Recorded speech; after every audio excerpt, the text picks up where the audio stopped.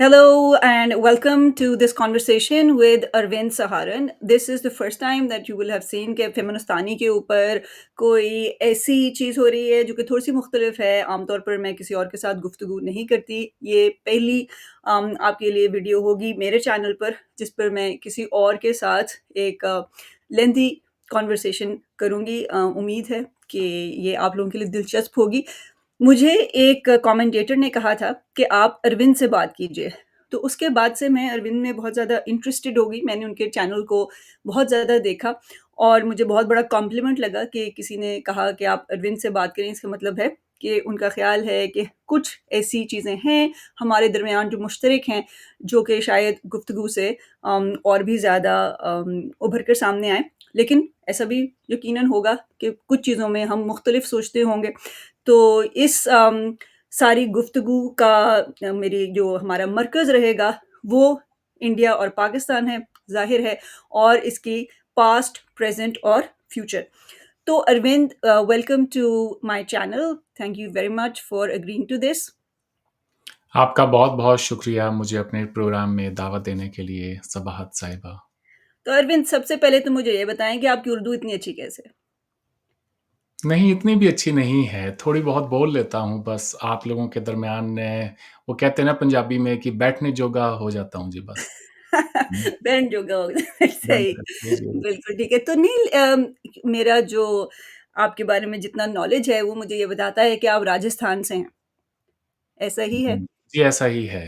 बिल्कुल ठीक। तो आप मुझे ये बताइए कि राजस्थान में जो अमूमन ज़बान बोली जाती है, क्या एक तो वो राजस्थानी ज़बान है और अगर um, Hindi slash Hindustani slash whatever you would like to call the language we speak, तो वो क्या उसकी उसका अंदाज़ जो है वो ज़्यादा उर्दू की तरफ है या हिंदी की तरफ है? मतलब आई एम वेरी क्यूरियस क्योंकि आपकी बड़ी साफ़ ज़बान है जिसको हम साफ़ कहते हैं। जी, राजस्थान के जिस हिस्से से मैं आता हूँ, वहाँ पर प्रीडोमिनेंटली पंजाबी बोली जाती है, क्योंकि वो इंडियन पंजाब के भी बेहद करीब है और पाकिस्तान का जो पंजाब है, खुसूसन भावलनगर, उसके भी बेहद करीब है। तो जो ये कहें कि सबसे ज़्यादा बोलने वाली ज़बान है, वो एक तो पंजाबी है और दूसरी जो राजस्थानी का ही एक लोकल वेरिएंट है, वहाँ का डायलेक्ट है जिसको बागड़ी कहते हैं, जी, वो जी। बोला जाता है लेकिन अखबार ज़्यादातर जो हैं वो हिंदी में होते हैं। ठीक है। मेरे केस में ये है कि मैं वहाँ पैदा ज़रूर हुआ, लेकिन वहाँ कभी रहा नहीं। अच्छा। मैं छुट्टियों में ही वहाँ जाता था। तो और वहाँ भी ज़्यादातर हमारा जो घर है वो खेतों में था, तो लोगों से इतना इंटरेक्शन था नहीं। लोकल जो ज़बान बोलने वाले लोग थे, लेकिन वो ज़बान क्योंकि मेरी मदर टंग है, तो मैं बड़े अच्छे से बोल लेता हूँ। घर पे हुँ। मेरे वालदाइन और भाई-बहन सारे वही ज़बान बोलते हैं। तो वो मैं बोल लेता हूँ, लेकिन उसको बोलने का मौका मुझे साल में शायद 1 या डेढ़ महीने के लिए ही मिलता था। मैंने अपनी ज़्यादातर जो एजुकेशन है वो राजस्थान से बाहर की है, इब्तदाई तालीम। इस वजह से जो लोकल टच होता है आपके ऊपर किसी भी ज़बान को आप बोलते हैं, तो वो नहीं था। तो उर्दू आप की आप बात कर रही थी, तो बताना उर्दू पसंद मैंने करेंगे कि कहाँ पर आप थे, जहाँ पर पढ़ रहे थे आप? जी, मैं पहले मसूरी गया था, एक हिल स्टेशन है ओके, यूपी के अंदर उस टाइम होता था, आजकल वो उत्तराखंड में है। अगर आपने देहरादून का नाम सुना हो, वहाँ पे ऑफ़ एक कोर्स। बड़ा मशहूर स्कूल है, दून स्कूल। जी, मेरा हमारी भाई इंडियन जी। वहाँ पर ए लेवल्स के दौरान क्रिकेट खेलने गया था, एचएसएन कॉलेज की टीम की तरफ से दून स्कूल के साथ।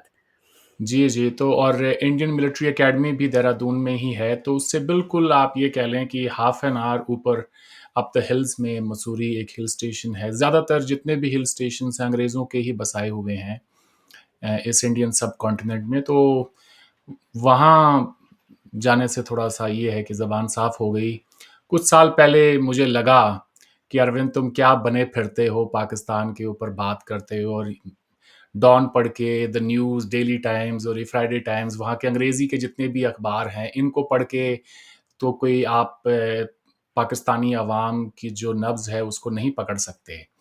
तो तुम्हारे लिए बेटा बहुत ज़रूरी है कि तुम ज़रा ना थोड़ी मेहनत करो और उर्दू सीखो बाकायदा। तो फिर स्क्रिप्ट। मैंने उर्दू सीखी जी, लिखनी पढ़नी।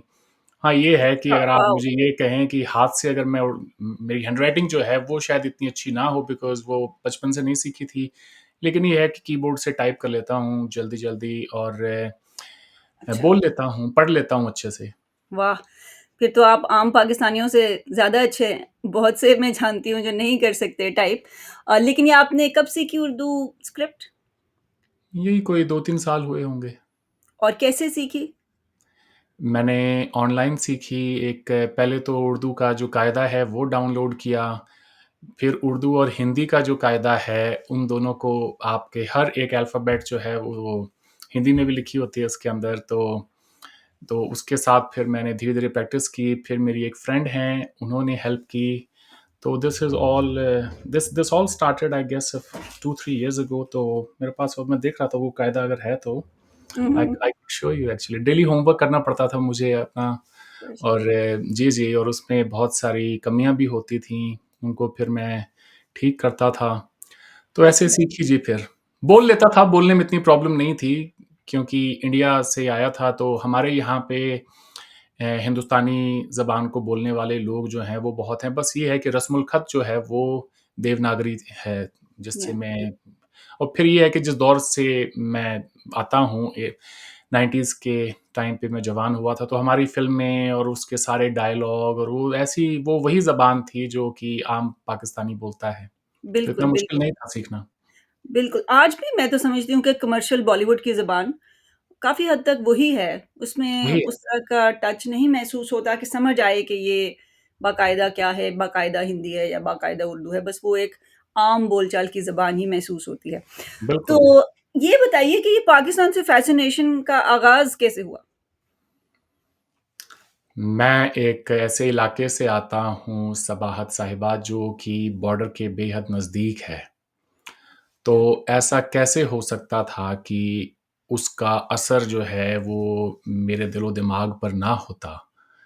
मेरी मदर जो हैं उनका ननिहाल एक छोटे से गाँव में है जो कि गंगानगर ज़िले की करनपुर तहसील में पड़ता है। गाँव का नाम है नग्गी, NAGGI। अगर आप देखेंगे वहाँ पे एक वॉर मेमोरियल भी है, तो बहुत छोटा-सा गाँव है। मेरा वहाँ जाना होता था बचपन में। उस दौरान जो है बॉर्डर पे जो ऑपरेशनल पोस्ट होती है, वो भी देखने का मौका मिला। उस पे आप चढ़ के थोड़ा-सा देख सकते हैं इधर-उधर। तो उस पार की जो ज़िंदगी है वो मैंने देखी थी और आई वाज़ अ किड, जाना चाह रहा था उस तरफ, मगर जो बड़े थे साथ में उन्होंने कहा नहीं बेटा वो एक दूसरा मुल्क है, वहाँ नहीं जा सकते हैं आप। तो मुझे ये बात जो है ना कभी समझ नहीं आई कि ऐसे कैसे कोई दरमियान में एक तार खींच के और ये कह दे कि नहीं अब तुम्हारा वहाँ के लोगों से कोई ताल्लुक नहीं है। वो देखने में मेरे जैसे ही थे, वही खेत थे, वही फसलें थीं। तो मुझे वो बात कभी भी समझ में नहीं आई मगर जैसे-जैसे फिर बड़ा होता गया, लोगों से मिला, पाकिस्तान के बारे में जाना और उन सालों में ये भी है कि पहले ये जो न्यूक्लियर टेस्ट हुए, उसके बाद में फिर लाहौर डिक्लेरेशन हुई, कारगिल की जंग हुई, इंडियन पार्लियामेंट पे अटैक हुआ, तो वो सारी जो की डेवलपमेंट्स थी, फिर जनरल मुशर्रफ का इंडिया आना, आगरा समिट और ये वो, मैं बड़ा कीनली उनको देखता था, उन तमाम चीज़ों को और ये महसूस करता था कि कौन हैं ये लोग? आखिर ऐसी भी क्या बात है कि हम इनके साथ एक मुसलसल कॉन्फ्लिक्ट में रहते हैं? फिर ये है कि बाद में धीरे-धीरे जब मैंने पढ़ा, तो पता चला कि मामला क्या है। फिर डॉक्टर इश्तियाक अहमद की एक किताब पढ़ी, पंजाब ब्लडीड पार्टीशन्ड एंड क्लेंस्ड। अच्छा, उससे पहले ये भी आपको याद हो कि बहुत सारी फ़िल्में आई थी हिंदुस्तान के अंदर, एक बॉर्डर मूवी थी 97-98 में। जी, जी, जी, यही किताब, बिल्कुल, बिल्कुल। तो उसके बाद फिर ये कहें कि वीर ज़ारा भी आई जी। और बहुत सारी मूवीज़ आई ऐसी जिसने कि पाकिस्तान के अंदर इंटरेस्ट डेवलप किया लोगों का। हुकूमतें भी चाहती थीं दोनों तरफ के हालात थोड़े-से ठीक हों, हो सकता है उनकी कोई इंडिकेशन भी हो कि भाई कुछ आप भी कंट्रीब्यूट करें। तो फिर ऐसे में एक एक और मूवी थी पार्टीशन को लेके, सनी देओल की, अगर आपको याद हो, गदर। जी, जी, बिल्कुल। मैं जी, जी। निकला गड्डी लेके, हाँ रास्ते जी, में हाँ सड़क जी। पे एक मोड़ आया, उसमें जी, जी, कब जी, जाने उसमें गुज़रा अमृतसर, कब जाने लाहौर आया। जी, ऐसा ही है। तो वो उसमें उस फ़िल्म ने भी ना बड़ा मुझे, ये कहें कि इट टच्ड मी इन अ वे, कि पार्टीशन के फसादात उसमें देखे और लोगों की सफ़रिंग देखी। फिर उस जैसे-जैसे यूट्यूब आया तो मैंने बहुत पुराने हमारे जो ड्रामा थे, बुनियाद था जिसमें जी, जी। एक एक तमस हुआ करता था, वो। बुनियाद तो और मुझे अच्छी तरह याद है, दूरदर्शन से हमने देखा। जी, जी, जी, ऐसा ही है। और फिर पार्टीशन पे पाकिस्तान की मूवी थी एक, वो Kartar Singh, if I remember that one, वो भी एक अच्छी मूवी थी। तो ऐसे बहुत सारी, फिर मैं धीरे-धीरे उसमें रिसर्च करता चला गया कि कैसे हमारे दरमियान ये सारे वाक़यात पेश आए, कैसे हम लोग अलग हुए। उसके बाद जो है जंगें हुई हमारे दरमियान। देखिए जी, हमारे स्कूलों में ना ये चीज़ें पढ़ाई नहीं जाती। आई डोंट नो सही। अगर आपको इसके बारे तो में पता है इंडियन कि करिकुलम में पाकिस्तान के बारे में किसी किस्म की कोई बात की जाती है? यही है कि इंडियन इंडिपेंडेंस मूवमेंट की बात होती है, एंड फिर एक थोड़ा-सा ज़िक्र होता है कि जी उसके बाद मुल्क तक़सीम हो गए, और बात वहीं ख़त्म हो जाती है। उसके बाद की जो डेवलपमेंट्स है, कश्मीर पे जंग हो या 65 की जंग, 71 और कारगिल, और ये सब नहीं पढ़ाया जाता था। सही, यानी कारगिल वो तो ख़ैर क्या रिलेटिवली रिसेंट उन्होंने जो पढ़ाना हिस्ट्री है। था, कारगिल तो क्या पढ़ाना था जी, आई वाज़ इन स्कूल, तो करिकुलम चेंज होने में भी टाइम लगता है, वो तो हुँ, उस वक़्त तो ये सारी जंगों के बारे में नहीं पढ़ाया जाता था। अच्छा, पाकिस्तान की हिस्ट्री के बारे में नहीं पढ़ाया जाता था ज़्यादा, ठीक है। तो इतना कुछ और पता नहीं था। हुँ। तक़सीम पर कुछ ज़्यादा ज़ोर भी नहीं दिया जाता था। इतना ही ज़ोर दिया जाता है कि वो एक ये कहें अफ़सोसनाक वाक़या है हमारी तारीख़ का, और हम उसे एक ट्रेजेडी के तौर पे देखते हैं। We um, don't celebrate it. Um, Pakistan में ये है कि तक़सीम हुई तो उसके बाद ही पाकिस्तान वजूद में आया है, तो ज़ाहिर-सी बात है जी, एक कंप्लीटली ऑपोज़िट व्यू है पाकिस्तान में तो। एब्सोल्युटली। पाकिस्तान में तो सवाल ही नहीं है ना कि आप तक़सीम को ट्रेजेडी के तौर पर अ, उसका ज़िक्र जी, करें, जी। क्योंकि तो दैट डॉक्टर इज़ इश्तियाक की पिछले जो पाकिस्तान में। जी, तो डॉक्टर इश्तियाक की जो किताब थी, वो that was an eye opener, not just for me but for many people. मुझे ऐसा लगा कि कहीं न कहीं पे जो उस दौर की जो सच्चाई है, वो लोगों के सामने आनी ज़रूरी थी। तो मैंने डॉक्टर साहब से बात भी की एक दफ़ा, मैंने उनको फ़ेसबुक पे एक फ्रेंड रिक्वेस्ट भेजी, उन्होंने फिर मुझसे बात की। मैंने कहा, "सर, मैं कोई प्रोग्राम रिकॉर्ड करना चाहता हूँ आपके साथ, 4-5 इंडियन इंडिपेंडेंस मूवमेंट पे और पार्टीशन के ऊपर।"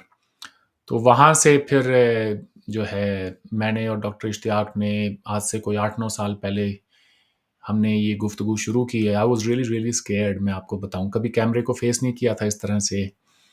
तो उसकी प्रिपरेशन के लिए फिर जो है मैंने 1-2 दफ़ा अपने कोई वीडियोज़ वग़ैरह बनाए। That didn't go down well. मैं आई सो बस अब क्या बताएँ जी आपको, वो एक ये है कि it was a bit of a shaky job basically ना, मुझे लगा ज़ाहिर कि है, मैं क्या पहले कहूँ? कैमरा को फ़ेस करना बड़ा मुश्किल काम होता है शुरू-शुरू में ख़ास तौर पे। जी, जी, जी। तो मैंने अपनी वाइफ़ से कहा, मैंने कहा कि आप ज़रा ना फ़ोन को अच्छे से हाथ में पकड़ना। मेरे पास ट्राइपॉड भी नहीं था, कुछ भी नहीं था। तो मैंने उनसे कहा कि, और टीवी के ऊपर मैंने एक वीडियो लगाया जिसमें भगत सिंह की फ़ोटो थी। So I stood in front of that.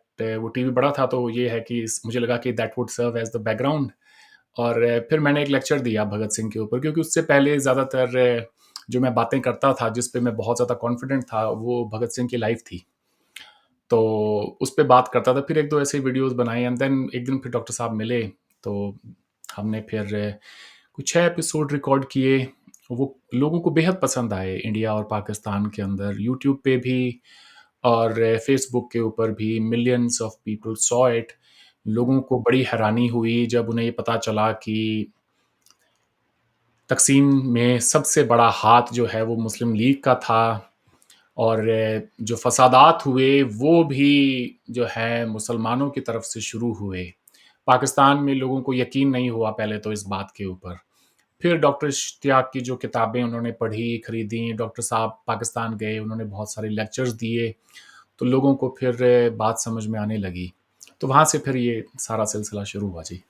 तो आपने चूँकि डॉक्टर इश्तियाक का ज़िक्र किया, तो यहाँ से मैं थोड़ा-सा एक सेगवे करना चाहती हूँ कि ये जो सारे जंगी कशीदगी के हालात हुए अभी 2025 में, महीना पहले इंडिया और पाकिस्तान के दरमियान, तो मुझे यूँ महसूस होता है कि जंग तो ख़ैर जो हुई, जो कॉन्फ्लिक्ट हुआ सो हुआ, आया और गया।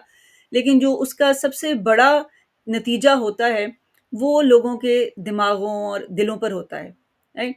जो हमारे आँखों के सामने लोग थे, जो काफ़ी रीज़नेबल हमें महसूस होते थे, उनको हमने एकदम से जंगी हालात के प्रेशर में आकर जो भी एक जज़्बात भड़काए जाते हैं, दोनों फ़रीक़ैन के दरमियान, उसको देखकर लोगों के बिल्कुल जो आम हालात में जो उनकी सोचें होती हैं, वो उससे हमें बदलती हुई दिखाई दी। बहुत राइट की तरफ जाते हुए बहुत से लिबरल लोग भी दिखाई दिए और ये मैंने इसके ऊपर एक वीडियो भी बनाई थी 8 महीने पहले कि 1965 की जंग के दौरान किस तरह से बहुत से पाकिस्तानी लिबरल्स जो हैं, उन्होंने जंगी तराने इस किस्म के लिखे जो कि बहुत ही उनमें से बहुत की तो लिरिक्स बड़ी शर्मनाक हैं।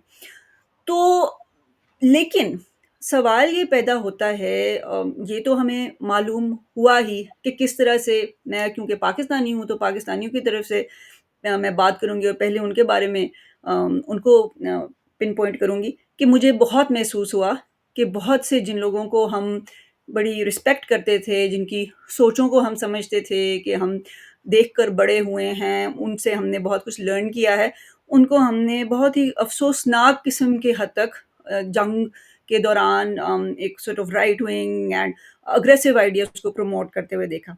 मगर साथ ही साथ जो इंडिया का रिएक्शन था टुवर्ड्स पाकिस्तानी सोशल मीडिया, वो भी मेरे लिए बहुत अफ़सोसनाक था। क्योंकि जिस तरह से आपने 1, 2, 3 दिन के अंदर-अंदर मैंने देखा कि हुँ, हुँ। ऐसे-ऐसे लोगों के सोशल मीडिया अकाउंट्स इंडिया से विथड्रॉ किए गए, जो जिनका कि कोई ताल्लुक ही नहीं है इन चीज़ों से। फॉर इंस्टेंस मतलब अम, हनिया आमिर हैं या माहिरा खान हैं, ठीक है, उन्होंने भी कइयों ने कुछ बयानात दिए होंगे। हनिया आमिर एक बहुत अच्छी इसकी एग्ज़ाम्पल है, पाकिस्तान की वो ड्रामा एक्ट्रेस हैं और बहुत मशहूर हैं और उन्होंने अभी जब एग्ज़ैक्टली कॉन्फ्लिक्ट स्टार्ट नहीं हुआ था, पहलगाम हो चुका था और पहलगाम के बाद उन्होंने इंस्टाग्राम पर बहुत से ऐसे स्टोरीज़ लगाईं, जो कि एक्चुअली प्रो पीस भी थी और इंडिया के लोगों के हवाले से भी वो अफ़सोस का भी इज़हार कर रही थी वग़ैरह। फिर उनका एक चल रहा था शूट दिलजीत दोसांझ के साथ उनकी एक फ़िल्म बन रही थी, जिसकी वज़ह से लोगों ने कहा कि ये बिकी हुई है, ये क्योंकि इंडिया के साथ काम कर रही है, इसलिए she is being soft on India और बहुत भरमार उनके ऊपर हुई पाकिस्तानियों की, एक यलगार हुई, जिसके बावजूद उन्होंने उसको सहा और उन्होंने कुछ ऐसा नहीं कहा जो कि जिसको हम काबिल एतराज़ कह सकें किसी भी तरीके से। हनिया आमिर का अकाउंट विथड्रॉ हो गया, ठीक है? अली सेठी का अकाउंट इंडिया से विथड्रॉ हो गया। नुसरत फ़तेह अली खान का इंस्टाग्राम डेड मैन उनका अकाउंट जो है वो विथड्रॉ हो गया इंस्टाग्राम से। स्पॉटिफ़ाई से पाकिस्तानी आर्टिस्ट्स जो हैं, वो इंडिया में जो बैठकर उनको सुनने की कोशिश कर रहा है, वो अपनी प्लेलिस्ट्स दिखा रहे हैं कि वो they can not listen to those Pakistani singers any longer जिनमें मेहदी हसन और पता नहीं कौन-कौन हैं। Again the hysteria purely in terms of सिर्फ़ फ्रीडम ऑफ स्पीच भी अगर मैं उसको कह लूँ, तो वो मुझे इंडिया की जानिब से जो इंडियन गवर्नमेंट की जानिब से हुआ, वो मुझे बहुत अफ़सोसनाक भी लगा और साथ-साथ ये भी लगा कि कोई लॉन्ग टर्म स्ट्रैटेजी इसका मतलब है कि इन लोगों के ज़हन में नहीं है। क्योंकि अगर आप दूसरे मुल्क के लिबरल्स को भी अपने खिलाफ कर लें, वो लिबरल्स जो कि एक्चुअली सोचने समझने की सलाहियत भी रखते हैं और जो कि एक बड़ी ऑडियंस को प्रो इंडिया ना सही तो कम से कम एक न्यूट्रल नहज पर रख सकते हैं। आपने क्या किया कि उन लोगों को खड़े-खड़े आपने फुली पाकिस्तानी बना दिया। क्योंकि अब उनके पास कोई ज़रूरत ही नहीं थी उनको ना अपनी इंडियन ऑडियंस को अपीज़ करने की ज़रूरत थी क्योंकि इंडियन ऑडियंस एग्ज़िस्ट ही नहीं करती। और अब वो सिर्फ़ और सिर्फ़ जो है वो पूरा जंगी शोर ज़ोर-ओ-शोर से कर सकते हैं क्योंकि अब तो उन्होंने बात ही सिर्फ़ पाकिस्तानी ऑडियंस से करनी है। तो बहरहाल ये सारी जो मैंने बात की, आपका इसके बारे में क्या ख़्याल? मैं अपनी बात कर लेता हूँ जी। जी, कीजिए। हमारा जो राइट विंग तबका है, जो 24 घंटे सिवाय जिंगोइज़्म के, नफ़रत के और कुछ भी नहीं बेचता, वो मुझे भी यही कह रहे हैं कि this man is sympathetic to Pakistan. मुझे जी, जी। एक्स आई के कैन ऊपर इमेजिन। मेरे पीछे पड़े हुए हैं, 2-4 दिन हो गए हैं। आप बहुत अभी सारे इस वक़्त तो आपने मुझे ऐसे नहीं लगता कोई प्रो पाकिस्तान बात की हो, मुझे तो लगता है कि आप हाँ, काफ़ी हद तक क्रिटिसाइज़ ही कर रहे हैं जी। जो कि मतलब जी, जी, जी, बस ऐसा ही है। क्या बताएँ आपको? उम, बात सिर्फ़ इतनी सी है, वो लोग किसने लिखा था पता नहीं, ये हियर हियर इज़ अनदर अमन की तमाशा गैंग मेंबर, इस तरह से कुछ लिखा किसी ने ना। और वो कोई हमारे मिलिट्री का ही कोई एक्स कोई ऑफ़िसर है। तो ये मैं अपनी बात कर रहा हूँ कि अब जो पीस जो है ना, की बात करने वाले जो लोग हैं, वो सबसे पहले निशाना बनते हैं इस चीज़ का कि यार ये वो है, इनकी वज़ह से हुई है ये सारी चीज़ें। ऐज़ इफ कि जी, मैं रिस्पॉन्सिबल हूँ या मेरे जैसे जो अमन की बात करते हैं, पाकिस्तान में हो या इंडिया में हो, वो लोग रिस्पॉन्सिबल हैं ये दहशतगर्दी के जो वाक़यात हुए हैं इन रीसेंट ईयर्स। तो सबसे आसान काम होता है जी, आप जब किसी से हुकूमत से सवाल ना पूछ सकें, तो सबसे आसान काम यही है कि जो पीस की बात करता हो, पहले तो उसको गोली मारो। तो बिल्कुल। उसमें हम फर्स्ट कैजुअल्टी होते हैं इस तरह के जब वाक़यात पेश आते हैं, जी, इसकी क्योंकि गांधी जी भी आप बड़ी अच्छी मिसाल हैं। हाँ, बिल्कुल हैं। और आपसे हर बात पे आपको ताना दिया जाता है कि तुम वही हो ना, जो पाकिस्तान गए थे अमन की बात करने के लिए, देखो तुम्हारे दोस्तों ने क्या कर दिया। हुँ? सो ये ताना तो जो ऐसा है जी कि जो बहुत कम लोग होंगे जो इससे बचे होंगे। हाँ, पाकिस्तान का राइट विंग तबका भी है इसमें, वो भी मुझे उतना ही क्रिटिसाइज़ करता है। तो आई एम हैप्पी, अगर एक ही तरफ के लोग अगर वाहवाही कर रहे होते और दूसरी तरफ से अगर मुझे गालियाँ पड़ रही होती, फिर शायद कोई मसला होना था। लेकिन आपको चाहने वाले अगर दोनों तरफ हैं और कोसने वाले भी दोनों तरफ हैं, then you are on the right path. मैं तो ये कहूँगा कि हम अपना घर देखें कि हमारे अंदर क्या कुछ कमियाँ हैं और उसके बाद फिर जो है दूसरे पे उँगली उठाएँ। हमारे अंदर फ़िलहाल मैं ये ज़रूर कहता चलूँ साथ में कि लोगों में गुस्सा है पाकिस्तान को लेके, इसमें कोई शक नहीं है। और उसकी एक हिस्ट्री है फॉर लास्ट 35-37 इयर्स कि जब लोगों ने ये कहेंगे एक के बाद एक मुसलसल जो टेरर अटैक्स हो रहे थे और शायद अब पिछले कुछ सालों में जो हुकूमत आई है, बीजेपी की, मोदी साहब की जो गवर्नमेंट है, उस दौरान ये जो सिलसिला पहले जो कांग्रेस के टाइम पे बहुत ज़्यादा होता था, वो अब रुक गया है ऑलमोस्ट। आप कश्मीर को अगर छोड़ दें एज़ एन एक्सेप्शन, उसके अलावा अगर आप देखें बाकी कहीं भी हिंदुस्तान में टेरर अटैक्स नहीं हुए हैं।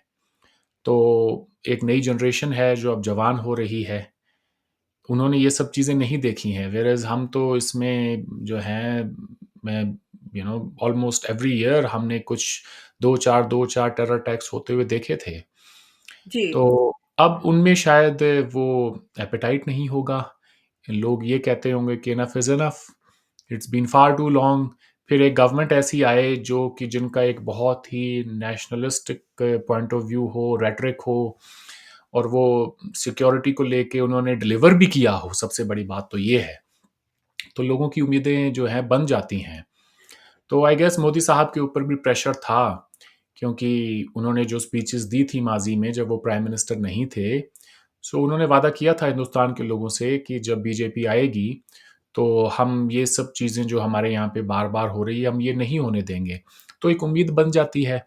अब उसके चलते फिर पाकिस्तान के ऊपर उन्होंने एयर स्ट्राइक्स भी की।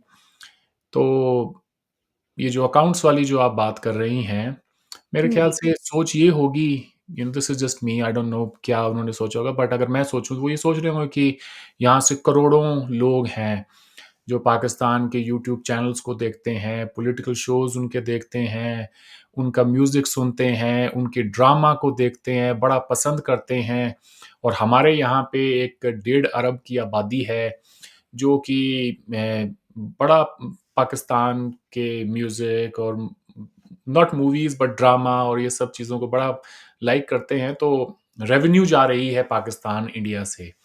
तो शायद उसको बंद करने के लिए किया होगा कि अब हिंदुस्तान से एक भी पैसा जो है वो पाकिस्तान नहीं जाएगा, क्योंकि हमारे ही दिए गए पैसे से फिर वो हम पर ही हमला करते हैं। ये सोच होगी जो मुझे कम से कम समझ में आती है। ओके। आई गेस रेवेन्यू वाला जो आपने एलिमेंट की बात की है वो it make sense. Definitely Indian audience इतनी बड़ी है कि वो रेवेन्यू जनरेट कर सकती है, इतना एटलीस्ट सिग्निफिकेंट एक इंडिविजुअल के लिए कि वो उसको उसको आगे लेकर चल सकता है। लेकिन अगर हम एक लॉन्ग टर्म प्लानिंग के हिसाब से सोचें, तो अल्टीमेटली आपको जो दूसरी शख्स या मतलब दूसरी एंटिटी है, जो कि बहरहाल आपका नेबर रहेगा, चाहे आप कुछ भी कर लें, राइट? आप उसको उठा के मैप से कहीं और नहीं बिठा सकते, हुँ, रहेगा हुँ। तो वो वहीं। तो और आप कितनी भी खारदार तारें लगा लें, कुछ भी कर लें, आपने ये देखा है कि किसी न किसी तरीके से अगर कोई करना चाहे इन्फिल्ट्रेट, तो कर सकता है।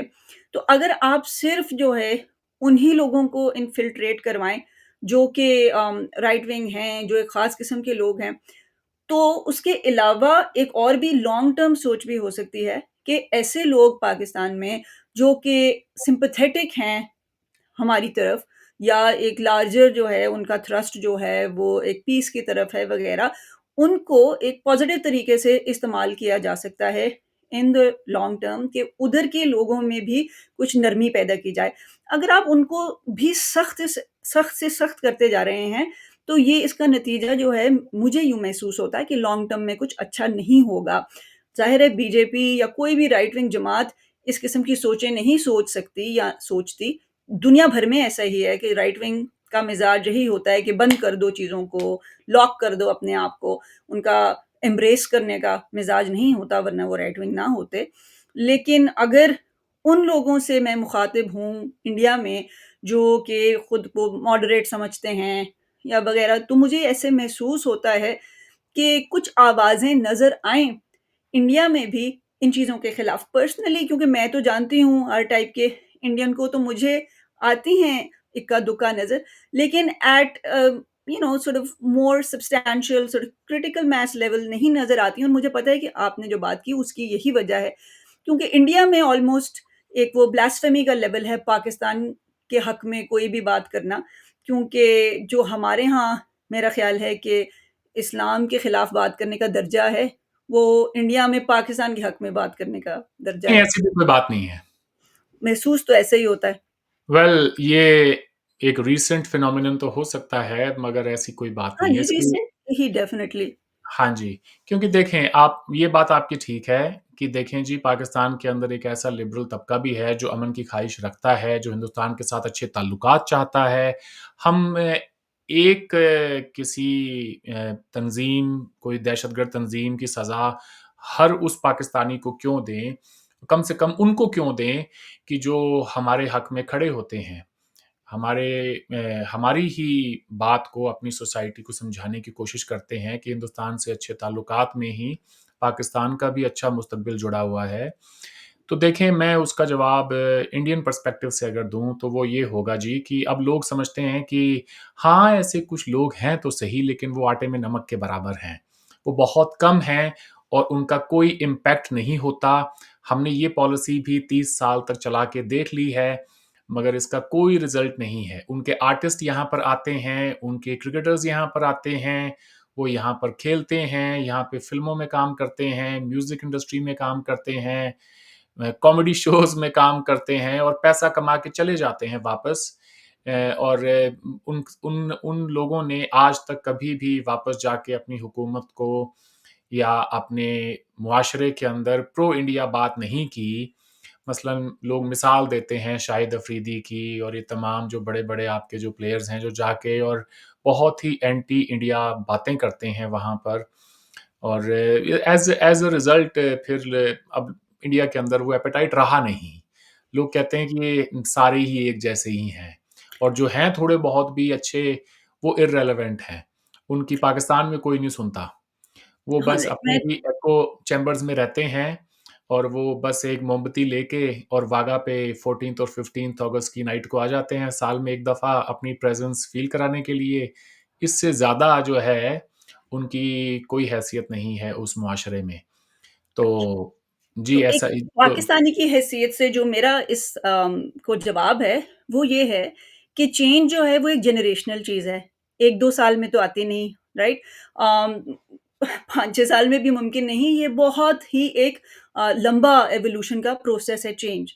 तो आप और मैं अगर आज कोई बातें कर रहे हैं, राइट? तो उसका कल असर नहीं हो जाएगा इंडिया-पाकिस्तान पे। हम एक छोटा-सा एक पेबल हैं, जो हमने पानी में फेंका, वो हल्का-सा एक दायरा बना के बाहर निकलेगा, लेकिन आहिस्ता-आहिस्ता चेंज बहुत ही स्लो प्रोसेस है, राइट?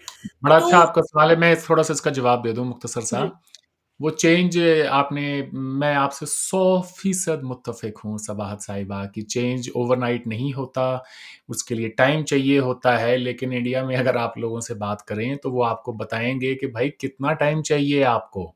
हमने मलिकाए तरन्नुम नूर जहाँ को ना सिर्फ़ अपने मुल्क में बुलाया, उनको इज़्ज़त बख्शी, उनको सुनने के लिए हमारे प्रेज़िडेंट, प्राइम मिनिस्टर से लेके उनकी तमाम कैबिनेट, सारी हिंदुस्तान की जो सिविल सोसाइटी है, वो बैठी है।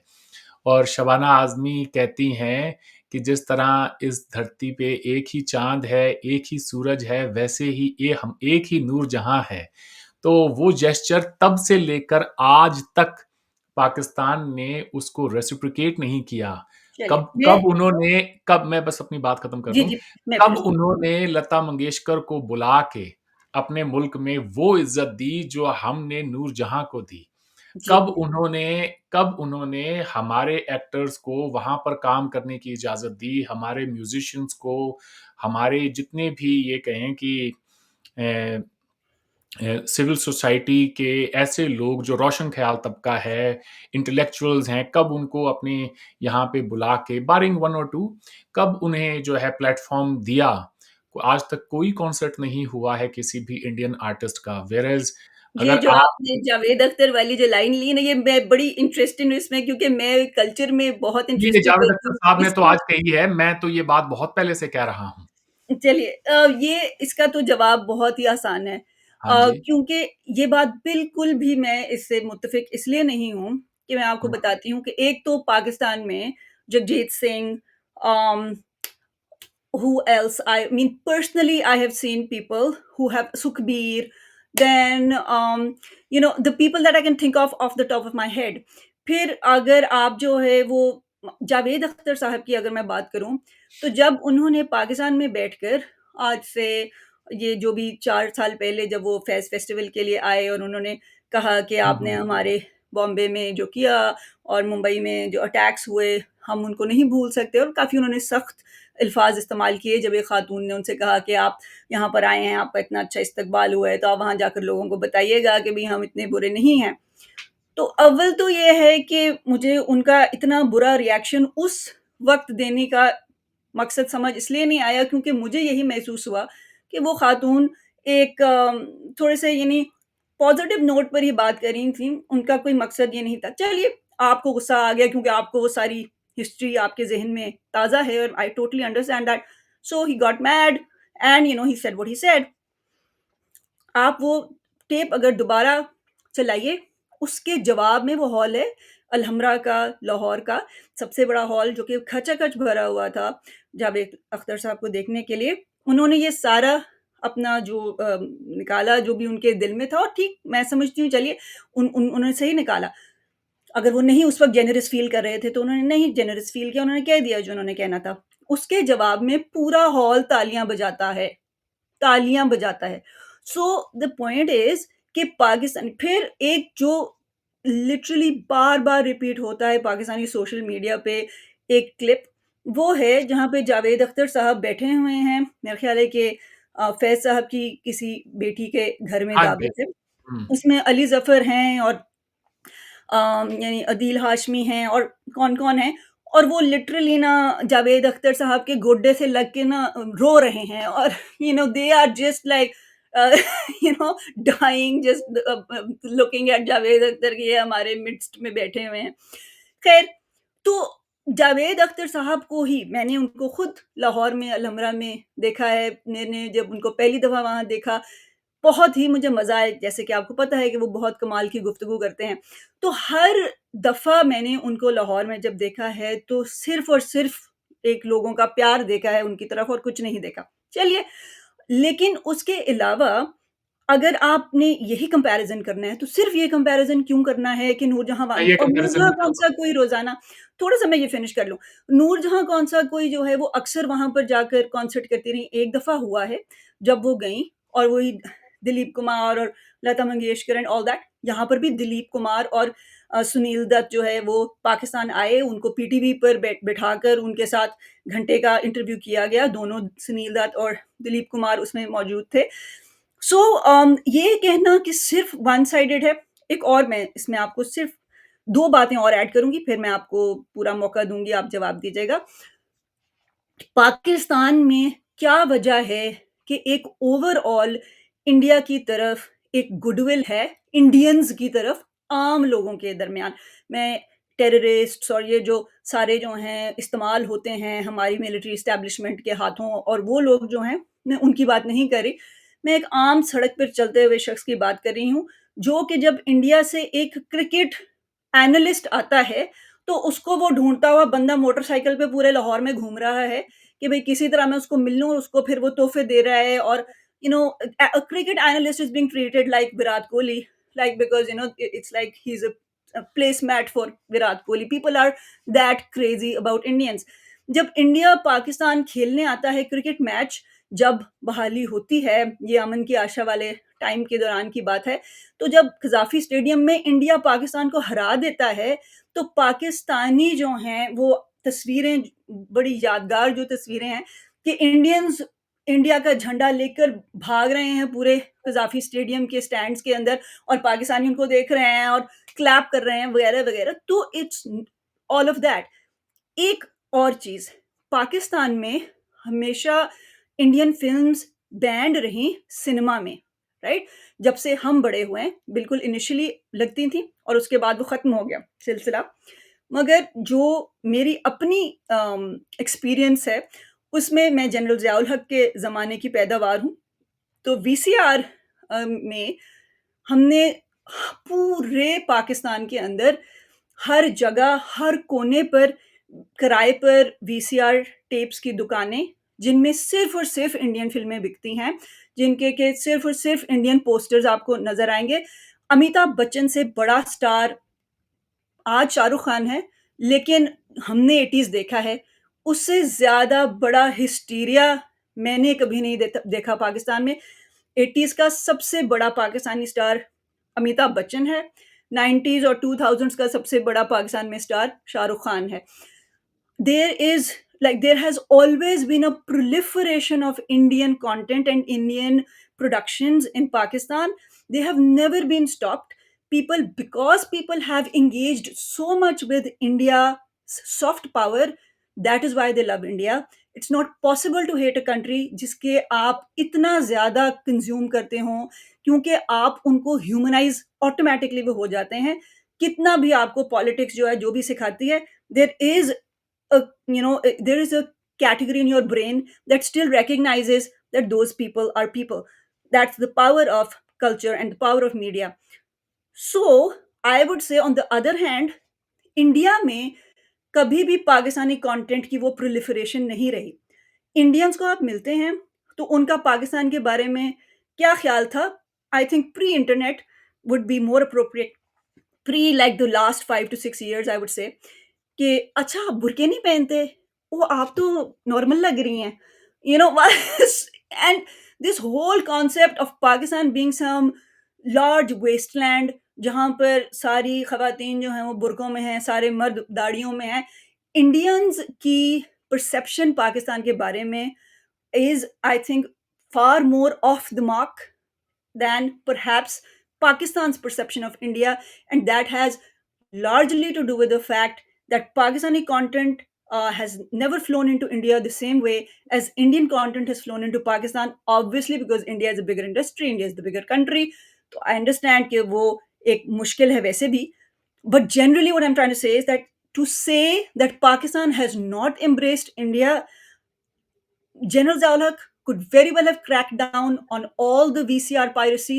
He could have stopped all of it. He did not. Shatrughan Sinha private meetings के लिए ज़िया-उल हक के साथ आते हैं, वो उनके साथ तस्वीरें खिंचवाते हैं, वो अपनी बेटी जो है वो उनका फ़ेवरेट स्टार था, तो इस वज़ह से वो फिर बाद में आकर जो है वो शादियाँ भी अटेंड करते हैं नवाज़ शरीफ की ज़िया-उल हक की फैमिली की. So what basically I'm saying is that cultural exchange has existed on both sides. I do not agree with Mr. Javed Akhtar, who has a very one-sided view of it because of his vantage point, and thus I also don't fully agree with what you're saying. तो फिर एक सवाल ये उठेगा कि वो कौन लोग हैं जिन्होंने हिंदुस्तान के ऊपर जंगें की, जिन्होंने हिंदुस्तान के ऊपर वो वही अटैक्स लोग हैं, वो वही लोग हैं ऑब्वियसली उधर ही उसी मुल्क के लोग हैं और वो तो एक मिलिट्री एस्टैब्लिशमेंट एक अलग चीज़ है और वो जो आम लोग हैं वो एक अलग चीज़ है। मगर वही आम लोग जो हैं वो do they not play into the hands of the military establishment? Do they also not become what they did become when this conflict for instance happened और व्हेन 65 हैपेंड और व्हाटएवर? तो वो तो एब्सोल्यूट फैक्ट है। ये डायकोटोमीज़ इकट्ठी चलती हैं। वही तो लोग इसी हिंदुस्तान तरह और पाकिस्तान के खराब ताल्लुकात के लिए आप मेन कल्प्रिट किसको समझती हैं? असल पाकिस्तान ज़िम्मेदार एब्सोल्यूटली कौन है? Pakistan for sure.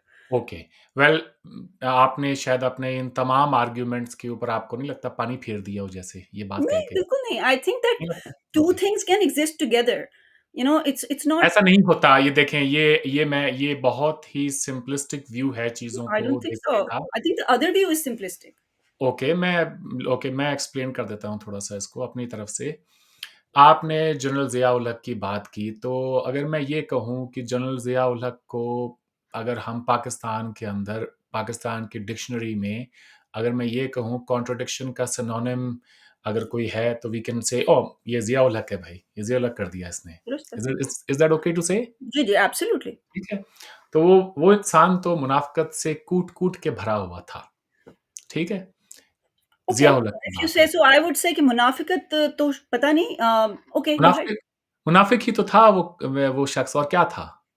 खुद खुद हिंदुस्तान के एक्टर्स जो हैं, उनसे दोस्तियाँ कर रहा है। बड़ा अच्छा लगता है कि उनके वो घर पे भी आएँ, घुमाएँ-फिराएँ, लेकिन हिंदुस्तान की फ़िल्में नहीं देखने देता वो आपको उन्हीं एक्टर्स की। ये देखने दे फ़िल्मों रहा है ना, ये तो मैं कह रही हूँ। सिनेमा हॉल्स में देखने नहीं दे रहा, वो आ रही हैं चुपके वो तो से ज़िया वैसे तो ही। ने तो नहीं किया ना, वो तो नहीं, मैं आप 1950s से बंद हो गई हुई हैं। जी, जी, जी। मगर वो जो भी है वो खोल सकते थे कि भाई मुझे बड़ी पसंद है, मैं दिल्ली से आया हूँ, मेरे दोस्त है कोई शत्रुघ्न सवाल ही नहीं। सिन्हा ये वो, मैं फ़िल्में दिखाऊँगा जी इंडिया की, मैं इंडिया का कंटेंट बड़ा प्रमोट करूँगा, ऐसा नहीं था। अब खुद से तो प्रमोट करना ये तो ख़ैर अब हाँ, मतलब एक तो बहुत ही एक अजीब-सी इंसान ख़्वाहिश है। एक इंसान चाहता है कि उसके मुल्क में हर कोई जो है नमाज़ पढ़े, लोगों को ज़बरदस्ती पिटाई कर के नमाज़ पढ़वा रहा है। ख़वातीन जो टीवी पे आ रही हैं, न्यूज़ रीडर को भी कह रहा है कि आप भी ज़रा दुपट्टा सलीके से ओढ़ कर आएँ। लेकिन अपने उनकी ज़ाती ज़िंदगी में जो दोस्त हैं, वो हिंदुस्तान के अदाकार हैं, जो कि बड़े लिबरल हैं। तो ये कॉन्ट्रडिक्शन नहीं है तो और क्या है टू स्टार्ट विथ? मेरा काफ़ी चलें काम मैं है अब ज़ाहिर मैं बात कर लूँ देखिए फिर वो ऐसा आप लेकिन दरअसल क्या यार है ये कि फिर होगा यहाँ पे कि वो मैं मिस कर जाऊँगी। सिर्फ़ मैं आपको इतना सा कहना चाहती हूँ, मेरा बहुत-सा काम है ज़िया-उल हक पे और ज़िया-उल हक हमारा चलें आप एंड कर लें, फिर मैं आपको करूँगी। जी। देखें आप ना इन दरअसल खुद बात करती हैं नहीं, अमूमन नहीं, मैं आई एम सॉरी। में तो I will let you to continue. I don't want to cut you. हाँ मैं जी, बाद में बात वो करूँगी। जी। जी, जी, जी। तो अच्छा फिर आपने जावेद अख्तर से बात शुरू की। जावेद अख्तर को आप एक वक़्त के लिए थोड़ा साइड में रखें। ये ना सोचें कि कौन बोल रहा है, ये सोचें कि क्या बोल रहा है और जो बोल रहा है वो ठीक बोल रहा है या नहीं। जावेद अख्तर तो पिछले 2-3 साल पहले की बात है जब वो आए थे और तब ये कंट्रोवर्सी हुई थी। उससे पहले पाकिस्तान के एक चीफ जस्टिस हुआ करते थे, जिनका नाम साकिब निसार था, जिन्होंने जी, डैम बनाना था। जी, डैम के नाम पे बड़े फंड इकट्ठे किए। जी, जी। उन्होंने एक रूलिंग दी थी सुप्रीम कोर्ट में जिसमें उन्होंने कहा कि ए, इस कल्चर का हमारे कल्चर से कोई ताल्लुक नहीं है। जी। इसलिए हमारे टेलीविज़न चैनल्स को भी, हमारी फ़िल्मों को भी बैन किया। और ये आपको ये पता है कब हुआ था? किस जावेद चीज़ अख्तर के का तो बाद हुआ था? किस जावेद चीज़ अख्तर के का बाद तो अब हुआ? हुआ है 2-4 नहीं, साल नहीं, ये पहले। साकिब निसार वाली जो आई थी वर्डिक्ट, ये किस 2018 में हुआ था ये। ये और उस वक़्त क्या किया था जिसकी रिस्पॉन्स में ये साकिब निसार की आई थी वर्डिक्ट। साकिब उस वक़्त क्या हुआ था? आप बता दें। जी, वो जो जो मेरी कम से कम जहाँ तक मेमोरी जाती है, वो उसके इमीडिएटली बाद है, जब पाकिस्तानी क्रिकेटर्स को बैन किया गया है आईपीएल से। नहीं, आप को मैं बता दूँ पाकिस्तानी जी। क्रिकेटर्स को 2008 में जो पहला सीज़न हुआ है Okay, आईपीएल का। then it's when Mahira Khan नहीं, and नहीं, Fawad Khan were returned. There is something I 1 remember second, clearly 1 that it second, 1 was a second. Please, reaction. Please, please. नहीं, नहीं, नहीं, नहीं, नहीं, you can't think about it, you have to be sure about it. चले, मैं I can बात always look it up, but that no, I हाँ, don't think about. I तो remembered it, but I might not remember the reason, but I remember clearly it was reaction to नहीं, नहीं, that. नहीं, But anyway, reaction तो फिर देखें। अ, let's just मैं मुझे ज़रा फ़ोकस करने दें प्लीज़, बड़ा जी, जी, जी, ज़रूरी है प्लीज, मेरे प्लीज, लिए। प्लीज. आपने बड़ी लंबी बात की इसलिए मुझे उसका जवाब देने दें। 2008 में जब पहला आईपीएल हुआ तो पाकिस्तानी क्रिकेटर्स खेल रहे थे इंडिया के अंदर, फर्स्ट आईपीएल जो हुआ। उसके बाद उसी साल के नवंबर में मुंबई पे अटैक हुआ, उसके बाद से लेकर आज तक पाकिस्तानी प्लेयर्स ने आईपीएल में पार्टिसिपेट नहीं किया है। सो जी, दिस डिडन्ट हैपन इन 2018, और जो नहीं, नहीं. साकिब निसार ने जो I किया know. वो उसके रिस्पॉन्स में नहीं था। Right. अच्छा, अब बात ये है कि साकिब निसार साहब ने जो बात की, उससे पहले भी आप अगर देखें तो पाकिस्तान और इंडिया के दरमियान जितने भी कल्चरल डिफरेंसेस हैं, वो हमने तो नहीं कहा कि हम 2 अलग कौमें हैं, हर एतबार से। ये तो आपके बड़े कह के गए ये हैं, तो बिल्कुल सही. ठीक है? ये आपके बड़े कह के गए हैं। हाँ, मैं बिल्कुल. ये ज़रूर मानता हूँ कि कांग्रेस की एक बहुत बड़ी अचीवमेंट थी कि उन्होंने बगैर एक गोली चलाए पाकिस्तान के ऊपर उन्हें कल्चरली इन्वेड कर दिया, चलें, आप ठीक ये है? कह और दीजिए. वो कल्चरल इन्वेजन होना ही था, क्यों ना होता? इन्वेजन क्यों आखिरकार है? हाँ Why जी? is it an invasion? Well, many many would say कि पाकिस्तान ने हमारे ऊपर जो इन्वेजन्स किए हैं, in return we culturally invaded Pakistan as an Okay, that's a argument. very sad way of thinking it. But anyway, go ahead. Well, if one country believes that we have nothing to do with them, then some people say that we have No, culturally invaded Pakistan, ठीक well, है? Some obviously people that's not what I think. Yeah, go ahead. चलें, कुछ लोग कहेंगे ऐसा। तो अब देखें, आपके यहाँ से उर्दू स्पीकिंग जो मुहाजिर गए पाकिस्तान, उससे पहले जो वहाँ लोग आबाद थे, सिंधी हों, पंजाबी हों, वो वही लोग थे जो इस सरज़मीं पे हज़ारों सालों से आबाद थे। Absolutely. महज़ आप दरमियान में एक लकीर खींच दें और आप ये कहें, आज के बाद तुम मुझसे मुख्तलिफ़ हो, तो भई मुख्तलिफ़ Exactly. कैसे हैं? पहले तो बिल्कुल, सवाल उठेगा ये। अब बिल्कुल. नहीं, नहीं, ये तो सब बकवास है. आपने नया मुल्क बनाया है मज़हब के नाम पे, तो आपने अपने आने वाली नस्लों को हज़ारों सालों तक ये बावर कराना होगा और बार-बार कराना होगा कि हम इनसे मुख्तलिफ थे, इसलिए हमारे बड़ों ने ये फ़ैसला किया कि हम इनसे अलग होंगे और मुख्तलिफ बिल्कुल. हैं। तो अब आपको फिर वो चीज़ आपको साबित भी करनी होती है हर जगह पे। आज तक पाकिस्तान उस दो कौमी नज़रिए से अपनी जान नहीं छुड़ा पाया। तो मैं अगर ये कहूँ कि हिंदुस्तान से फ़िल्में बनी, ठीक है जी, कोई वीर ज़ारा बनी, कोई रेफ्यूजी बनी अभिषेक बच्चन वाली पहली। एक पाकिस्तानी मूवी आप मुझे बताएँ कि जिसमें ये मैसेज दिया गया हो मोहब्बत का, प्यार का। हमारे यहाँ पे गाने बनते हैं, मेरे दुश्मन मेरे हमसाए, मेरे भाई मेरे हमसाए, ठीक है? हम अपने-अपने खेतों में गेहूँ की जगह, चावल की जगह ये बंदूकें क्यों बोते हैं, जब दोनों की ही गलियों में कुछ भूखे बच्चे रोते हैं। आ खाएँ कसम अब जंग ना होने पाए, और उस दिन का रास्ता देखें जब खिल उठे तेरा भी चमन, जब खिल उठे मेरा भी चमन। तो ये गीत जो हैं, ये हमारी तरफ से गाए गए। ये तमाम जो जेस्चर्स हैं मोहब्बत के, ये हमने दिए। हमने हमारी किताबों में 65 की जंग के बारे में जानती हैं क्यों नहीं पढ़ाया? इसलिए नहीं पढ़ाया ताकि जब उसकी तारीख आप पढ़ाएँगे तो बच्चा जो है, जो क्लास में बैठा है, कोई हिंदू बच्चा भी हो, तो उसके साथ में उसके क्लास फेलोज़ होंगे और मुमकिन है उनमें से किसी के घर का नाम, भाई का, वालिद का, खुद का नाम अय्यूब हो और वो बच्चा उसको फिर शक की नज़र से देखे, अच्छा तुम्हारा नाम भी अय्यूब खान है। अच्छा, पाकिस्तान का जो जनरल था, जिसने इंडिया पे अटैक किया 1965 में, उसका नाम भी अय्यूब खान है। तो जो बच्चों की जो ज़हनियत होती है वो उस उम्र में आप उनको पोल्यूट कर देते हैं। विद ऑल दीज थिंग्स हमारे बड़ों ने ये फैसला किया कि हम इन्हें नहीं पढ़ाएंगे ये सब चीज़ें। और यकीन माने मैं जिस हिंदुस्तान में पल के वहाँ बड़ा हुआ हूँ, वहाँ तालीम हासिल की है, वहाँ पे ये सब चीज़ें नहीं सिखाई जाती थी। मैं आपको ये बताऊँ, हिंदुस्तान के अंदर ये गुंजाइश है कि कोई दिलीप कुमार बन सकता है, कोई शाहरुख खान, कोई आमिर खान, कोई सलमान खान, कोई जावेद अख्तर, कोई जान निसार अख्तर। हिंदुस्तान के अंदर नौशाद भी बन सकता है, यहाँ साहिर भी बन सकते हैं आप, और आप जो चाहें बन सकते हैं, आप में काबिलियत हो, आप अज़ीम प्रेमजी बन सकते हैं जी। आप हर उस शोबे के अंदर एक्सेल कर सकते हैं, जिसके अंदर आप जाना चाहें। लेकिन ये चीज़ पाकिस्तान ने कभी नहीं की। लोगों के अंदर एक रिज़ेंटमेंट है पाकिस्तान को लेके।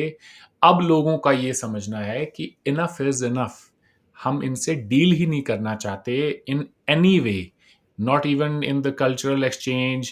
इनसे कोई ट्रेड भी नहीं करना चाहते, कोई पीपल टू पीपल कॉन्टैक्ट भी नहीं करना चाहते, बिकॉज़ जब भी हमने ये कोशिश की है, हमें इन्होंने जो है मायूस ही किया है।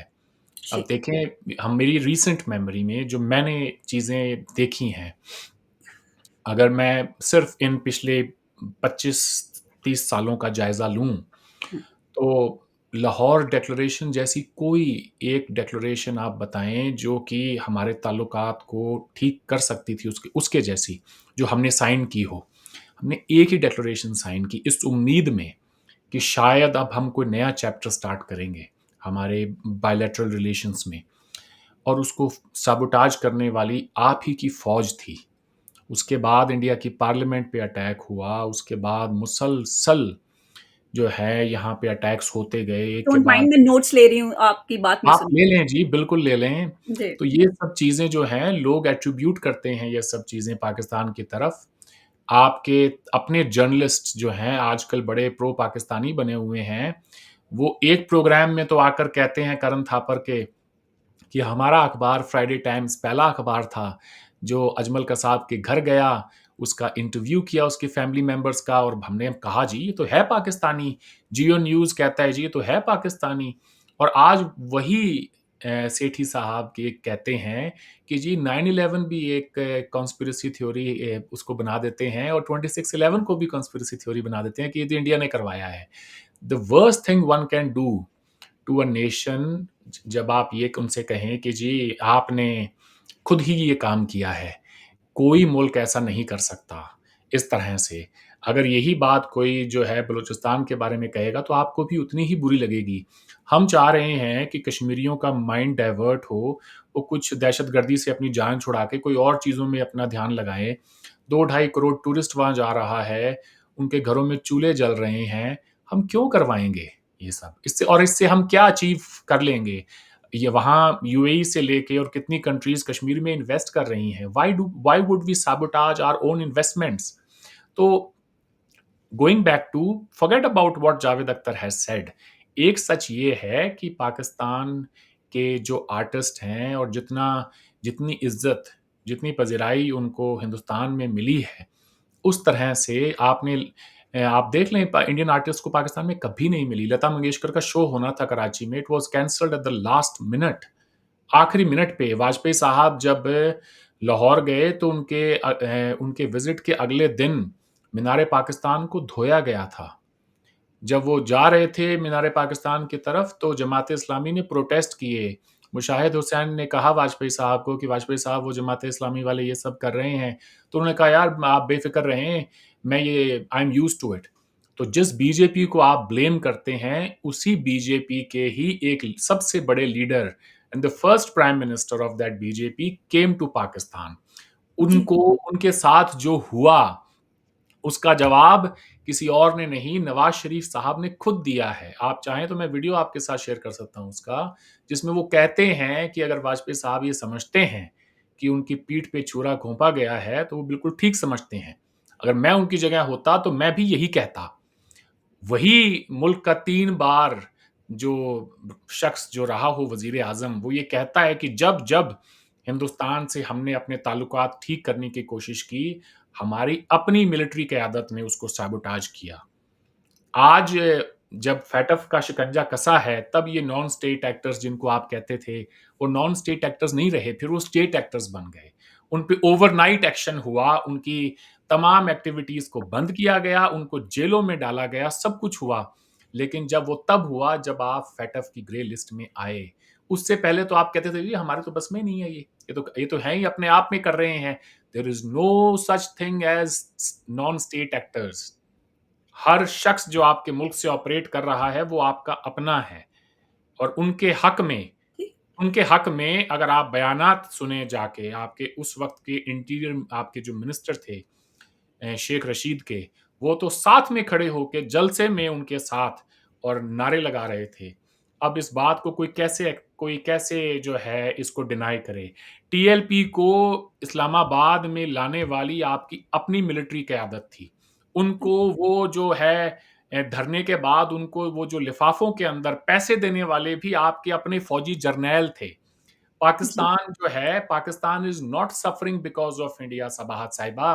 Pakistan Nobody is saying that. Nobody is saying that. I'm certainly yeah, not saying that. Pakistan is suffering because of its own policies and historical errors they've made in I don't past. think. I mean, there are hundreds of people, at least I know personally in Pakistan, who do not think that Pakistan is suffering because of India whatsoever. My Yes, question to you is, do you differentiate between the Pakistani military establishment and certain segments of Pakistani society that can actually be, I mean, for lack of a better word, unfortunately, it's not the best word to use, but can be deployed or used for better purposes rather than turning them into military allies as well. That is I my I point. I got what Before, you're saying. मैं जी, समझ गया आपका सवाल और बहुत ही खूबसूरत सवाल है। अगर आप मुझसे पूछें तो मैं यही चाहूँगा कि एक आम पाकिस्तानी, एक पीस लविंग पाकिस्तानी को हम उसकी रियासत के साथ नत्थी ना करें। मैं ये हमेशा कहता हूँ that Pakistanis are the most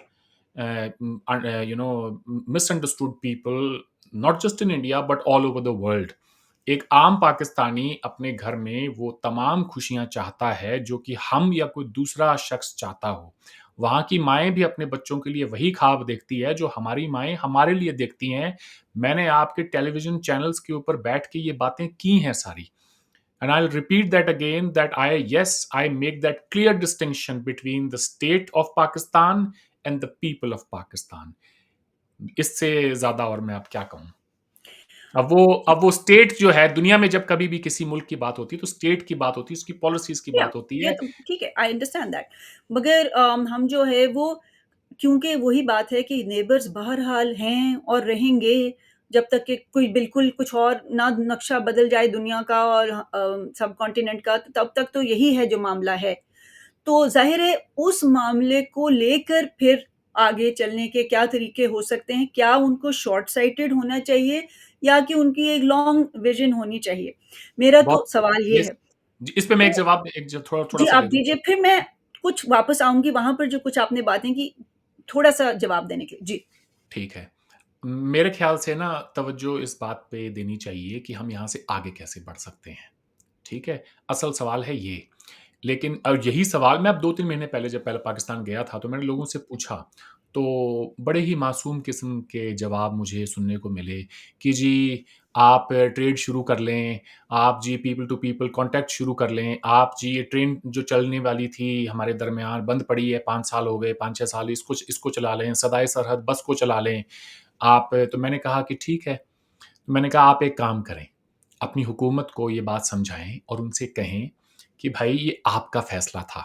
जब इंडिया ने आर्टिकल 370 को एब्रोगेट किया और जम्मू कश्मीर को जो है उन्होंने बाइफरकेट किया, तो ये आपका फ़ैसला था कि हम हाई कमिश्नर को विथड्रॉ करेंगे, इंडियन हाई कमिश्नर को एक्सपेल करेंगे, हम ट्रेड बंद करेंगे, हम ट्रेनें बंद करेंगे, बसें बंद करेंगे, वी विल स्टॉप एवरीथिंग। ये आपका फ़ैसला था। अब बिलावल भुट्टो से ये सवाल पूछा गया न्यूयॉर्क में कुछ दिन पहले, तो वो कह रहे थे कि उनसे जब एक जर्नलिस्ट ने कहा कि 2019 में और अब में क्या फ़र्क है? आप तब भी आए थे, आप अब आए हैं दोबारा, उस टाइम आप कन्विंस नहीं कर सके लोगों को, आप इस टाइम कैसे कन्विंस कर लेंगे? तो उन्होंने एक तो इस बात का जवाब दिया नहीं, बट ही डिड से उन्होंने कहा कि 2019 के बाद तो हम इनसे बात ही नहीं करना चाहते थे। अब हमारे पॉलिसी में एक चेंज है कि we want to talk with them and we want to talk on each and every issue. Well guess what? अब इंडिया बात नहीं करना चाहता। या एग्ज़ैक्टली, आई मीन इन्होंने तो डिसाइड नहीं ना करना। हाँ, अब ये है कि हर बार आप तो कॉल नहीं ले सकते ना, ठीक है? Course, I mean it's ridiculous, वो इंडियन तो सारा एक्सटर्नल वैसे अफेयर्स मिनिस्टर से ये न्यूयॉर्क सिर्फ़ में घरेलू कंज़म्पशन के लिए ये बातें हैं, वरना हाँ, इंडिया को क्या है? तो जी, इंडियन एक्सटर्नल अफेयर्स मिनिस्टर से न्यूयॉर्क में इसी साल के जनवरी में ये सवाल पूछा गया, तो कि जी आप ट्रेड स्टार्ट कर लें पाकिस्तान के साथ, हम हाई कमिश्नर को रीअपॉइंट कर दें। तो उन्होंने कहा कि पाकिस्तान अगर हमें कोई इस तरह का प्रपोज़ल देता है, so we will look into it, but they were the ones who stopped all these things. हमने बंद नहीं किया है। देखें, अगर इंडिया की तरफ से गुडविल जेस्चर ना होता, तो क्या हम आपको लाइफ सेविंग ड्रग्स देते, बावजूद कि ट्रेड बंद है हमारी? जी। पाकिस्तान का कितना ये देखें सेलेक्टिव आउटरीच है when it comes to Kashmir कि हम इंडिया से ट्रेड नहीं करेंगे जी, ना करो। फिर या ये फिर दवाइयाँ ले लें। ये भी बताओ अपने अवाम को कि हम इनसे दवाइयाँ भी नहीं लेंगे। हम दुनिया में हम चाहे भूखे मर जाएँगे, लेकिन इनसे इनसे दवाई नहीं लेंगे, दुनिया से कहीं से ले लेंगे। लेकिन मेडिसिन्स इंडिया से आ रही थी, बदस्तूर आ रही थी। जी, वो नहीं बिल्कुल रुकी सही। कभी भी, ठीक है? इवन मेरा ख़्याल है मेडिकल टूरिज़्म भी कुछ हद तक चल रहा था। बिल्कुल चल रहा था और उससे हुँ, पहले तो मैं आपको डॉन का एक आर्टिकल दिखाऊँ, उसमें उन्होंने बताया था 2015 की बात है कि पाकिस्तान से सिर्फ दिल्ली का अपोलो हॉस्पिटल हर महीने कोई 500 पेशेंट्स देख रहा था, लिवर के। 500 पेशेंट्स सिर्फ दिल्ली का अपोलो हॉस्पिटल। अब उस हॉस्पिटल को आप साल में वो 6000 पेशेंट पाकिस्तानी देख रहा था। अगर हम इतने बुरे जी। लोग होते, तो हम क्यों ये इजाज़त तो ख़ैर देते उनको? कौन, ये कोई पागल ही इस किस्म की बातें एक पूरी पॉपुलेशन के बारे में सोच सकता है। तो चंद लोग जो हैं, वो हर बार जब भी एक आप पिछले 20 सालों में ले लें, जब कभी भी इंडिया और पाकिस्तान के दरमियान कोई टॉक्स होनी होती हैं, चंद पाकिस्तानी दहशतगर्द, वहाँ की दहशतगर्द जमातें उठकर आती हैं और पूरे प्रोसेस को एब्सोल्यूटली, सैबोटाज कर देती हैं। एब्सोल्यूटली, वो तो एक ठीक है? एस्टेब्लिश्ड फैक्ट है। अच्छा, अब वही जो तंज़ीमें हैं, अब कोई मुझे ये कहे कि हाँ, रियासत की सरपरस्ती उन्हें हासिल नहीं है, अपने आप में ही ऑपरेट करती, ऐसा नहीं बुllshit। होता। ये बात आप ना ये मैं मेरे आप तो समझती हैं, लेकिन जो मेरे पाकिस्तान के जो दोस्त हैं, जो आपके प्रोग्राम देख रहे होंगे, मैं उनसे ये कहूँगा कि अगर वो खुद से ही ऑपरेट कर रहे थे और उनके ऊपर रियासत का कोई कंट्रोल ही नहीं था, फिर आपने FATF का शिकंजा कसने के बाद सबको एक-एक करके जेल में क्यों डाला? एग्ज़ैक्टली। सब अब आपको याद आ गया कि ये लोग एग्ज़िस्ट करते हैं। हाँ, हाँ, उससे पहले तो वो एक्सिस्ट ही नहीं करते थे, एग्ज़ैक्टली। ठीक है? आपने उनकी ऑर्गनाइज़ेशंस को बैन किया, उनके फाइनेंसेस जो थे, उनको आपने ज़ब्त किया। You did everything that the international community asked you to do, या ठीक है? एग्ज़ैक्टली। तो अब उन लोगों ने जो नुकसान किया, उसकी भरपाई कौन करेगा? आपके बिल्कुल। जो फ़ौज के ही तारिक खोसा साहब ने तो जाके सब कुछ बताया था, उनकी टेस्टिमनी है कि मुंबई के ऊपर कि हमने किया है, सब कुछ किया है, बट देन आज तक चलिए मैं एक छोटा-सा सवाल पूछ लेता हूँ, ज़्यादा ज़्यादा पीछे नहीं जाते हैं हुँ, and I will end it there हुँ, कि हुँ। ये तो आप मानती हैं कि आपका कॉज़ कितना ही नेक क्यों ना हो, when you hijack a civilian aircraft, it oh! Is a worst form of crime, right? जी, जी। तो मौलाना मसूद अज़हर को दुनिया जानती है ना, हमने कैमराज़ की आँखों के सामने उसको कंधार में छोड़ा था। बिल्कुल, बिल्कुल। IC-814 जब प्लेन जी, हाइजैक जी। हुआ दिसंबर 1999 में, तो उसके बाद उसको छोड़ा गया वहाँ पे। उसके बदले में उसको वहाँ छोड़ा गया। तो कौन से वीज़े के तहत पाकिस्तान में दाखिल हुआ था? कौन से हुँ, पासपोर्ट के ऊपर वो आया था पाकिस्तान वापस? और हुँ, वो वापस आया पाकिस्तान, तो क्या उसके ऊपर पाकिस्तान की अदालतों ने कोई मुकदमा चलाया कि या बरखुरदार, तुम तो जो है एक एयरक्राफ्ट को क्या कर हाइजैक रहे थे करने वहाँ? के बदले में छोड़े गए हो। तुम हुँ, वहाँ क्या कर रहे हो भावलपुर में? तुम तो यहाँ आओ। तुम्हें तो तुम्हारी तुम अदालतों के चक्कर लगाओ, कुछ अपनी पेशियाँ हो वहाँ उसकी। क्या ऐसा हुँ, हुआ? नहीं। हुँ, अब आप अमेरिका में हैं, फॉर एग्ज़ाम्पल मैं यहाँ बैठा हूँ न्यूज़ीलैंड में, मैं दुनिया का कोई एयरक्राफ्ट हाइजैक करके और उसके बदले में मुझे छोड़ा जाए, मैं वापस न्यूज़ीलैंड आऊँ, तो क्या यहाँ की हुकूमत मुझसे सवाल नहीं पूछेगी? जी हाँ। कि तुम कि तुम कर आए क्या रहे थे? हाँ जी? हाँ, कर क्या रहे थे भई? तुम कर हुँ, क्या रहे थे भई? हैं? हुँ, हुँ। तो इस इम्प्यूनिटी के साथ वो बंदा ऑपरेट करता है वहाँ पे एग्ज़ैक्टली, वो और आप 100%। उसके ऊपर इसमें तो FATF का कोई जब आपके ऊपर वो दो राय है ही नहीं।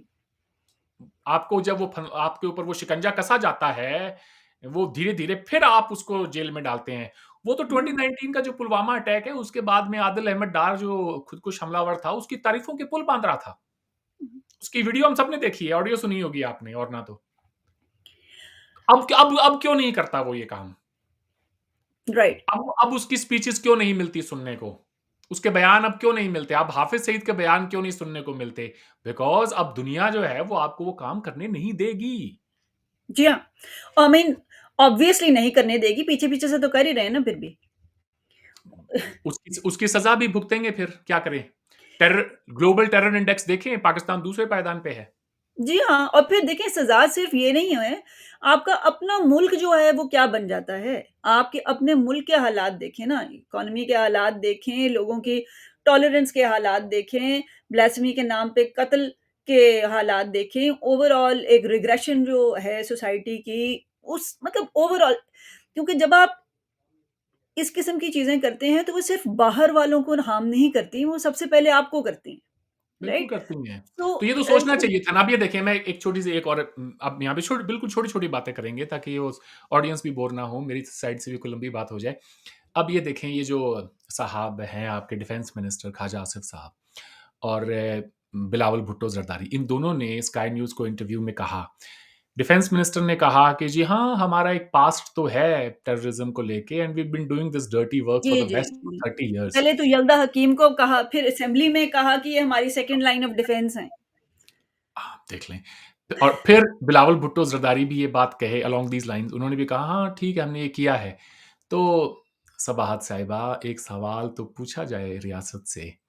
अगर मैं कोई बंदा होता, मैं कोई एक रिट कोई फ़ाइल करता सुप्रीम कोर्ट में, एक कोई एप्लीकेशन लगाता और कहता कि ये रियासत के नुमाइंदे हैं, इस वक़्त हुकूमत में हैं और ये कह रहे हैं कि हमारी रियासत ने टेरर को प्रमोट किया है इस रीजन में, दूसरे मुल्कों के कहने पे। तो कोई बंदा जाके पूछे, इनका गिरेबान पकड़े और इनसे पूछे कि तुम्हें तो हमारे हाथों में किताबें देनी थी, तुमने तो हमें रोटी देनी थी, रोज़गार देना था, तुमने बंदूकें क्यों दी? तुमने बंदूकें दी, तो तुमने इस पूरे खित्ते को आज पिछले 50 साल से जब बंदूकें तुमने पहली मर्तबा थमाई, तब से लेकर आज तक वो बच्चे बंदूकें लेकर ही फिर रहे हैं। तो उसकी उसकी सज़ा किसको मिलनी चाहिए? एक आपका कोई जर्नैल बताएँ। जब वो बेचारा रिटायर हो जाता है ना, फिर तो वो फुटबॉल की तरह है, उसको इधर से कोई जर्नलिस्ट गोल उसको लात मारता है, कभी कोई मारता है। अब जनरल बाजवा को जो मर्ज़ी कहो, अब वो है नहीं पावर में। जिस दिन नासिम मुनीर भी नहीं है, राइट, उस दिन लोग बहुत क्रिटिसाइज़ करेंगे। जी, अब लेकिन जो जनरल डंडे के फैज़ भी साथ हाँ, दो डंडे के साथ में जब ऑपरेट कर रहे होते हैं with impunity, then nobody says it. आज ये सारी चीज़ें जो हो रही हैं, आई सद अफ़सोस, ये नहीं होनी चाहिए। मैं कोई यहाँ पे हिंदुस्तान की साइड लेने नहीं बैठा हूँ। हमारे अंदर भी बहुत सारे इश्यूज़ हैं, जिनके ऊपर मैं बाहैसियत एक हिंदुस्तानी, एक इंसान होने के शर्मसार हूँ। लिटरली हमारे यहाँ जो कम्युनलिज़्म है इस वक़्त और हमारे मीडिया का जो रोल है, मैं उसको किसी भी प्लेटफ़ॉर्म पे, दुनिया में कहीं पर भी, इर्रिस्पेक्टिव ऑफ, आपने सवाल भी नहीं पूछा, मैं फिर भी कह रहा हूँ अपनी ओर से, मैं उसको जस्टिफ़ाई नहीं कर सकता। सम वुड से अरविंद तुमसे पूछा ही नहीं था, तो तब भी तुमने क्यों कहा? Because I feel that it needs to be said. मैं क्यों इंतज़ार करूँ कि कोई मुझसे पूछेगा तब कहूँगा मैं, वरना अदरवाइज़ आई विल से मुझसे पूछा ही नहीं जी, मैं क्यों कहूँ? मैं क्यों बात करता? मैं खुद कह रहा हूँ। वो रोल हमारा जो है वो ठीक नहीं है। But at the same time अगर मैं ये भी कहता चलूँ with my hand on my heart, आज पाकिस्तान की हुकूमत एक सिंसियर एफर्ट करे कि यार हमें हिंदुस्तान से अपने तमाम मामलात को ठीक करना है और क्या हिंदुस्तान हमें जो है एक मौका देगा? मैं आपसे ये वादा करता हूँ पाकिस्तान की एस्टेब्लिशमेंट से, पाकिस्तान के सारे आवाम से कि वो यूँ हो जाएगा चुटकियों में। लेकिन वो एफर्ट जो है that should be in all sincerity. उसके बाद कोई गुंजाइश नहीं बचनी चाहिए कि देखिए आप जो हैं ये कहें कि जी मैं इसने कर दिया, उसने कर दिया। मैं ये बताऊँ कहाँ से शुरुआत हो सकती है इसकी। आप पहला काम ये करें, अपनी टेक्स्ट बुक्स में से इमरान खान ने तो कहा था ना ये गांधी का, नेहरू का इंडिया नहीं है, ये आरएसएस का, मोदी का इंडिया है। 7th ऑफ अगस्त 2019 की उनकी स्पीच है पार्लियामेंट में। कोई पूछे गांधी नेहरू के इंडिया को तुमने जंगों के सिवाय क्या दिया था कमबख्तों? एग्ज़ैक्टली, जब भी ये पाकिस्तानी लिबरल्स ये कहते हैं तो मुझे बहुत हँसी आती है कि जैसे गांधी, नेहरू के इंडिया को आप तब बड़ा अच्छा कह रहे थे, तब भी आपके व यही ख़्यालात थे इंडिया के बारे में जो आज हैं। मोदी अब साहब बीजेपी आ जी, गए तो आपके लिए ईज़ी हो गया, कन्वीनिएंट हो आज गया है गांधी, जी, जी, नेहरू जी। को रोमांटिसाइज़ करना। आज सारे लिबरल्स कहते हैं वाजपेयी साहब बड़े अच्छे थे जी। पाकिस्तान आए थे, हमने कारगिल कर दिया। तो कल को जब मोदी को रिप्लेस करके योगी आ जाएँगे, कल को हो सकता है, यू नेवर नो, हैं, ठीक है? तो फिर लोग कहेंगे यार मोदी साहब बड़े अच्छे थे, लाहौर आए थे शादी में नवाज़ शरीफ साहब के, पीछे से हमने ना पठानकोट कर दिया। उसके बाद हमने उड़ी कर दिया, पुलवामा कर दिया, पहलगाम कर दिया। क्या करता वो? उसने भी अपने अवाम को जवाब देना था। वो चुन के इसी मैंडेट के ऊपर आया है, national security is one of the key issues there in that country. उसके ऊपर भी प्रेशर था। तो मैं ये कह रहा हूँ कि वो वक़्त आए, उससे पहले एक मिड कोर्स करेक्शन करने की ज़रूरत है। इस खित्ते में बदमाश का किरदार अगर किसी ने अदा किया है, इन पिछले 78 सालों में, वो पाकिस्तान ने किया है। हाँ जी, और यहाँ अब तक इंडिया-पाकिस्तान और का अब इसका इंडिया ताल्लुक है, वो पाकिस्तान तो हाँ, हाँ, बिल्कुल हाँ। ऐसे ही। हाँ इंडिया जी। पाकिस्तान और क्या पाकिस्तान अफ़गानिस्तान के अंदर भी अब पाकिस्तान ने ही किया हाँ, है। पाक लेकिन मेरा मतलब है कि अगर इंडिया जहाँ पर इन्वॉल्व्ड है, उसमें इंडिया-पाकिस्तान के ताल्लुकात में तो बदमाश का रोल बिल्कुल पाकिस्तान का है, किया है, 100%। ठीक है? जी हाँ, तो हाँ जी, मैं ये कह रहा हूँ कि तो इस खित्ते में बदमाश का किरदार जो है वो पाकिस्तान ने अदा किया है। अब ये है कि जैसे आप हैं ना, आपको अपने जैसे ही बंदे टकर गए हैं अब सामने। पहले आपको बिल्कुल ठीक है। अच्छे-अच्छे सॉफ्ट किस्म के से ना, आप इस्लामिस्ट बनते चले गए, आपको सामने बिल्कुल, सेक्युलर मिलते रहे। एग्ज़ैक्टली ये आप तो आप मज़हब के नाम पे जिहाद करते रहे, वो अमन की बात करते रहे, मगर ये रिएक्शन जो है, ये जी हाँ, तो बिल देर-सवेर आना ही था। जी, सोशल ये साइंसेज़ तो में देखिए हाँ, पॉलिटिकल जो जहाँ तक बात है तो आप में और मेरे में कोई इसमें नहीं है तफ़रीक और मैं तो एग्री करती हूँ आपकी इन सारी बातों से। लेकिन थोड़ा-सा मैं रिवाइंड करके क्योंकि ये मेरे लिए इसलिए उससे पहले बस मैं एक एक जी, थोड़ी-सी बात को अपनी मैं कर लूँ मुकम्मल कि जी, जी, देखें जी, सोशल साइंसेज़ में 2 + 2 इज़ नॉट इक्वल टू 4। जी। ऐसा हो ही नहीं सकता कि आप मज़हब के नाम पे पाकिस्तान बना लें जी हाँ, और बिल्कुल, सामने वाला सेक्युलर बना रहे। बिल्कुल एब्सोल्यूटली। आप अगर पाकिस्तान बनाने के बाद भी बाज़ आ जाते और आप अच्छे ताल्लुकात जी, चाहते उनके साथ में, तो आपको अब ये जंगें आप मुसल्लत नहीं करते उनके ऊपर, एब्सोल्यूटली। ठीक है? ठीक है जी, उसके बाद आप ये दहशतगर्दी का, प्रॉक्सी वॉर का ये काम शुरू नहीं करते। आप अपना स्टॉक टेक करें कि आपकी रियासत की जो 50 सालाना पॉलिसी है, उसकी वजह से एक तो पाकिस्तान का पासपोर्ट दुनिया में कहाँ है खड़ा है? इराक, सीरिया, अफ़गानिस्तान के साथ। जी हाँ, उसके लिए कोई हिंदू बनिया ज़िम्मेदार नहीं है। और अगर एब्सोल्यूटली। है, तो फिर तो उससे भी ज़्यादा शर्म से डूब मरने का मकाम है कि उनमें इतनी सलाहियत है कि वो आपका पासपोर्ट जो है, वो इतना नीचे गिरा दें। तो that is not because of India, that is because of your own policies. आपने 80,000 आप कहते हैं बकौल कि हमने जानें दी हैं, तो भाई जब मेजॉरिटी कम्युनिटी को कम्युनलाइज़ कर दोगे, तो उसका सबसे बड़ा नुकसान भी तो मेजॉरिटी कम्युनिटी ही उठाएगी। अगर आज मैं इंडियंस को कहता हूँ ये बात, शायद कुछ लोगों को बुरी लगे but I will say it. अगर हमारे मुसलमान माइनॉरिटी में है 15%, सम से कि वो सेकंड लार्जेस्ट मेजॉरिटी है, मगर जो भी है चलें। अगर वो डिट्रैक हो जाएँ, सिख डिट्रैक हो जाएँ, जैन्स, क्रिश्चियन, पारसीज़ जो भी, उनको रास्ते पे लाया जा सकता है जब तक उनकी मेजॉरिटी अपने होशो-हवास में है। लेकिन अगर मेजॉरिटी को ही आप कम्युनल कर दें और इस हद तक कम्युनल कर दें कि वो फिर हर किसी को शक की नज़र से देखना शुरू करे, तो फिर उस मुल्क को कोई नहीं बचा सकता। तो पाकिस्तान की बर्बादी के पीछे कोई वहाँ के सिख, हिंदू या मसीह है ना, वो नहीं है। पाकिस्तान की बर्बादी के पीछे वहाँ की मेजॉरिटी कम्युनिटी को स्टेट ने कम्युनलाइज़ किया, वो है सबसे बड़ी वजह। और अगर हम उनसे कोई सबक नहीं लेते हैं, तो फिर हमारा भी वही हशर होगा जो पाकिस्तान का हुआ।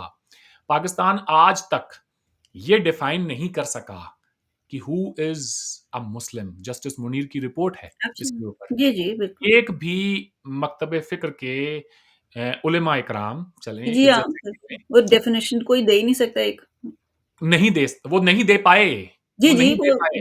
ये रिपोर्ट में बिल्कुल या है ना? वो नहीं दे पाए कि हू इज़ अ मुस्लिम।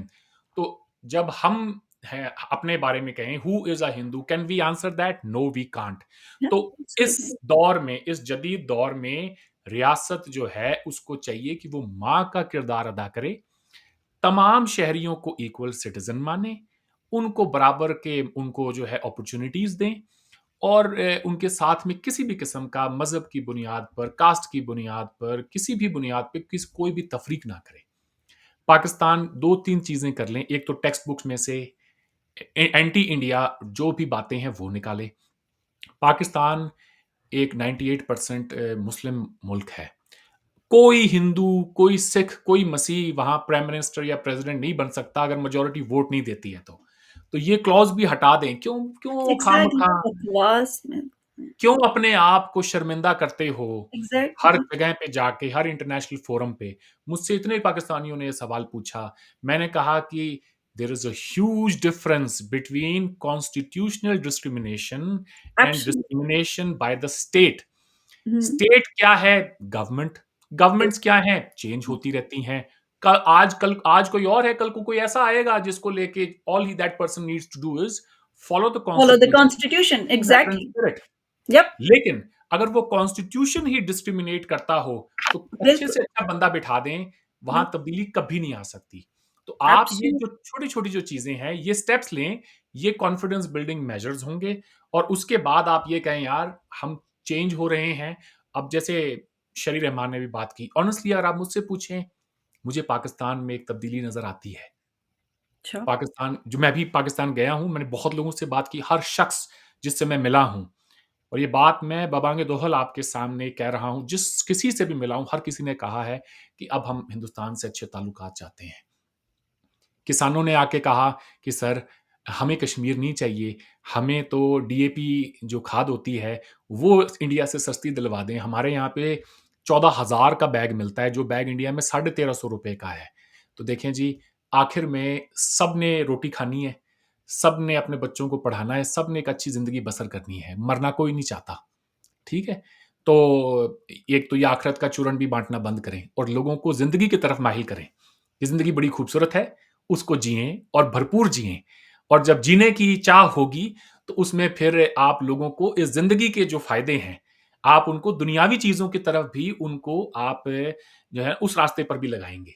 उनको पढ़ाएँ और ये सिखाएँ कि भई हिंदू और मुस्लिम अलग-अलग कौमें नहीं हैं, हम कौम एक ही हैं, ठीक है? हमारा इबादत का तरीका अलग नेशन स्टेट्स डिफरेंट हैं भई, इबादत को छोड़ें, जो इबादत भी आप मतलब हिंदू हैं ना आपके मुल्क में भी, तो ये बातें भी नहीं आप कर सकते, कौन-सी इबादत, कौन-सी नहीं भी, जिसने जो करनी है। आरएसएस आप पहले भी इकोनॉमिक स्टेट थी, इसको आरएसएस की जो मुसलमानों चीज़ है को ना एक माइनॉरिटी थी, उनको इकोनॉमिक फ़ायदा पहुँचाने के लिए बना दिया। अब हाँ, चलिए ठीक है, अच्छी बात है, बन गया, लेकिन इसका मतलब ये नहीं है कि जो वो पीछे रह गए हैं, एक तो सारे मुसलमान वो जो हैं, उनसे कोई नाता-ताल्लुक है आपका अगर आप उम्मा टाइप की चीज़ों में ही यकीन रखते हैं, पहली तो बात है।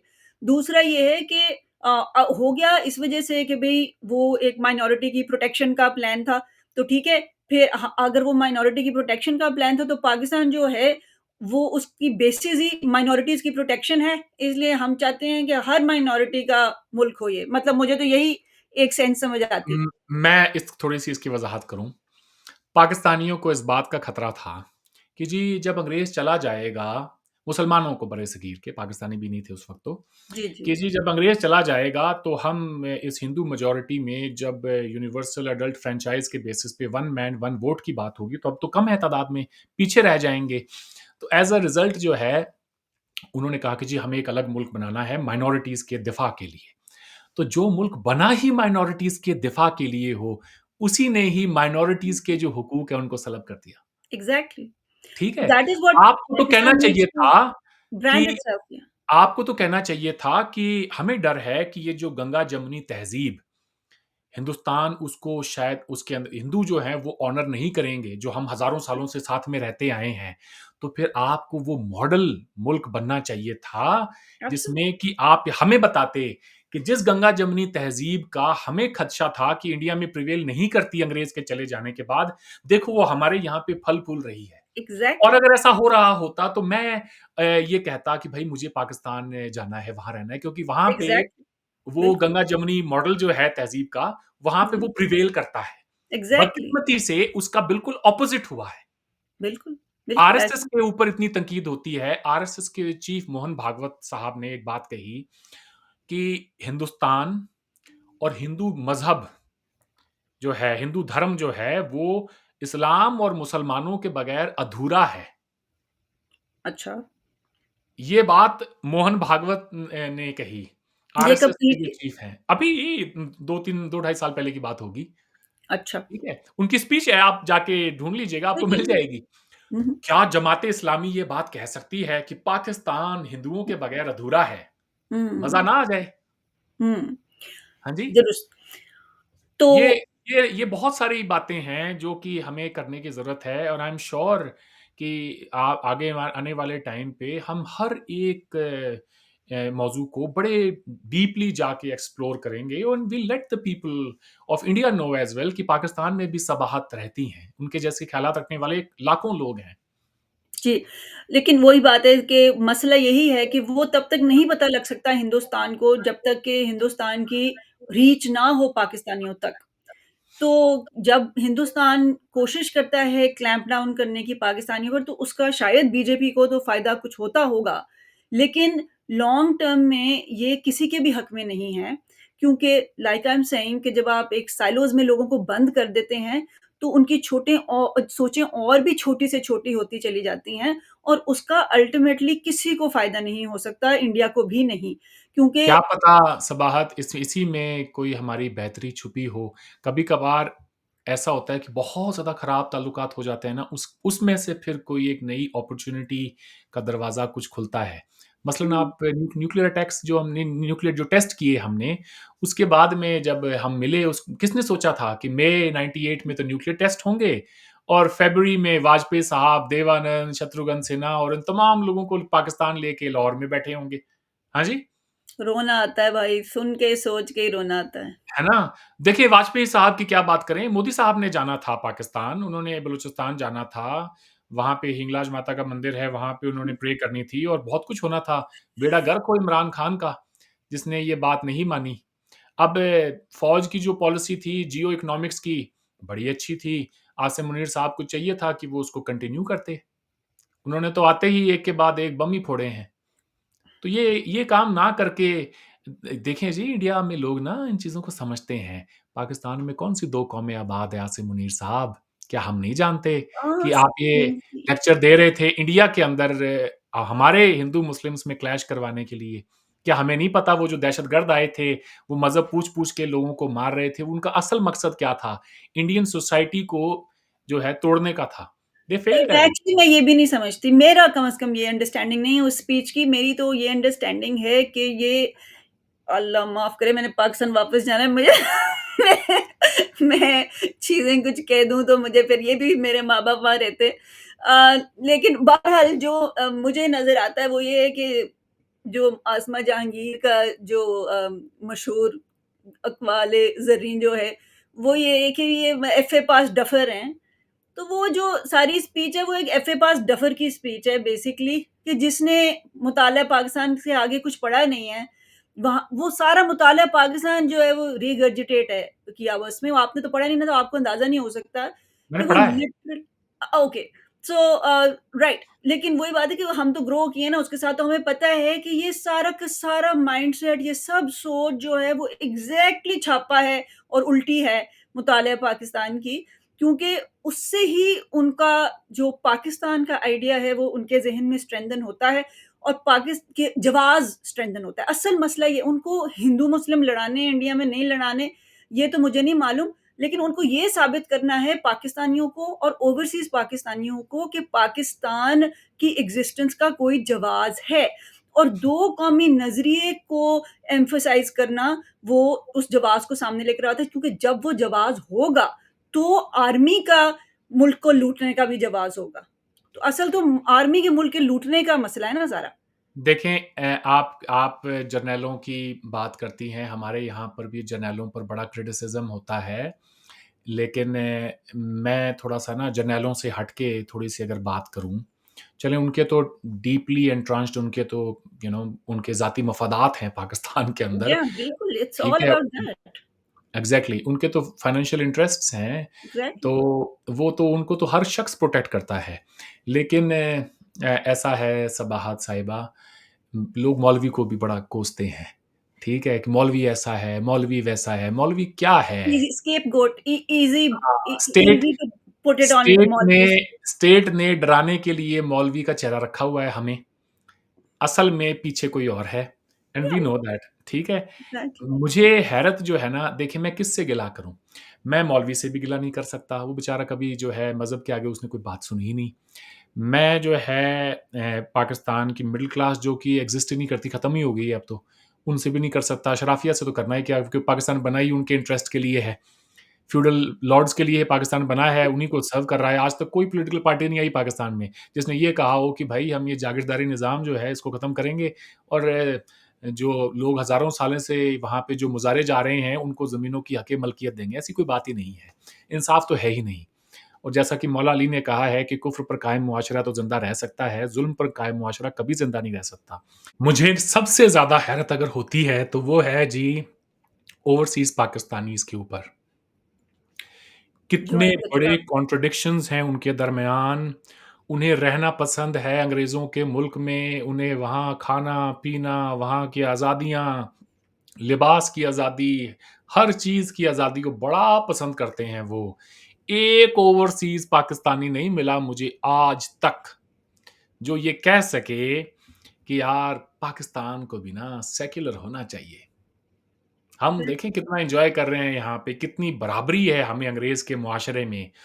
हर ओवरसीज़ पाकिस्तानी जिससे मैं मिला हूँ ज़ाती ज़िंदगी में अपनी, उसे पाकिस्तान तो इस्लामिक चाहिए, लेकिन खुद उस इस्लामिक मुल्क में वो रहना पसंद नहीं करता। खुद बिल्कुल, उसको अंग्रेज़ का झूठे, मुआशरा मक्कार, चाहिए। मुनाफ़िक लोग हैं, बिल्कुल।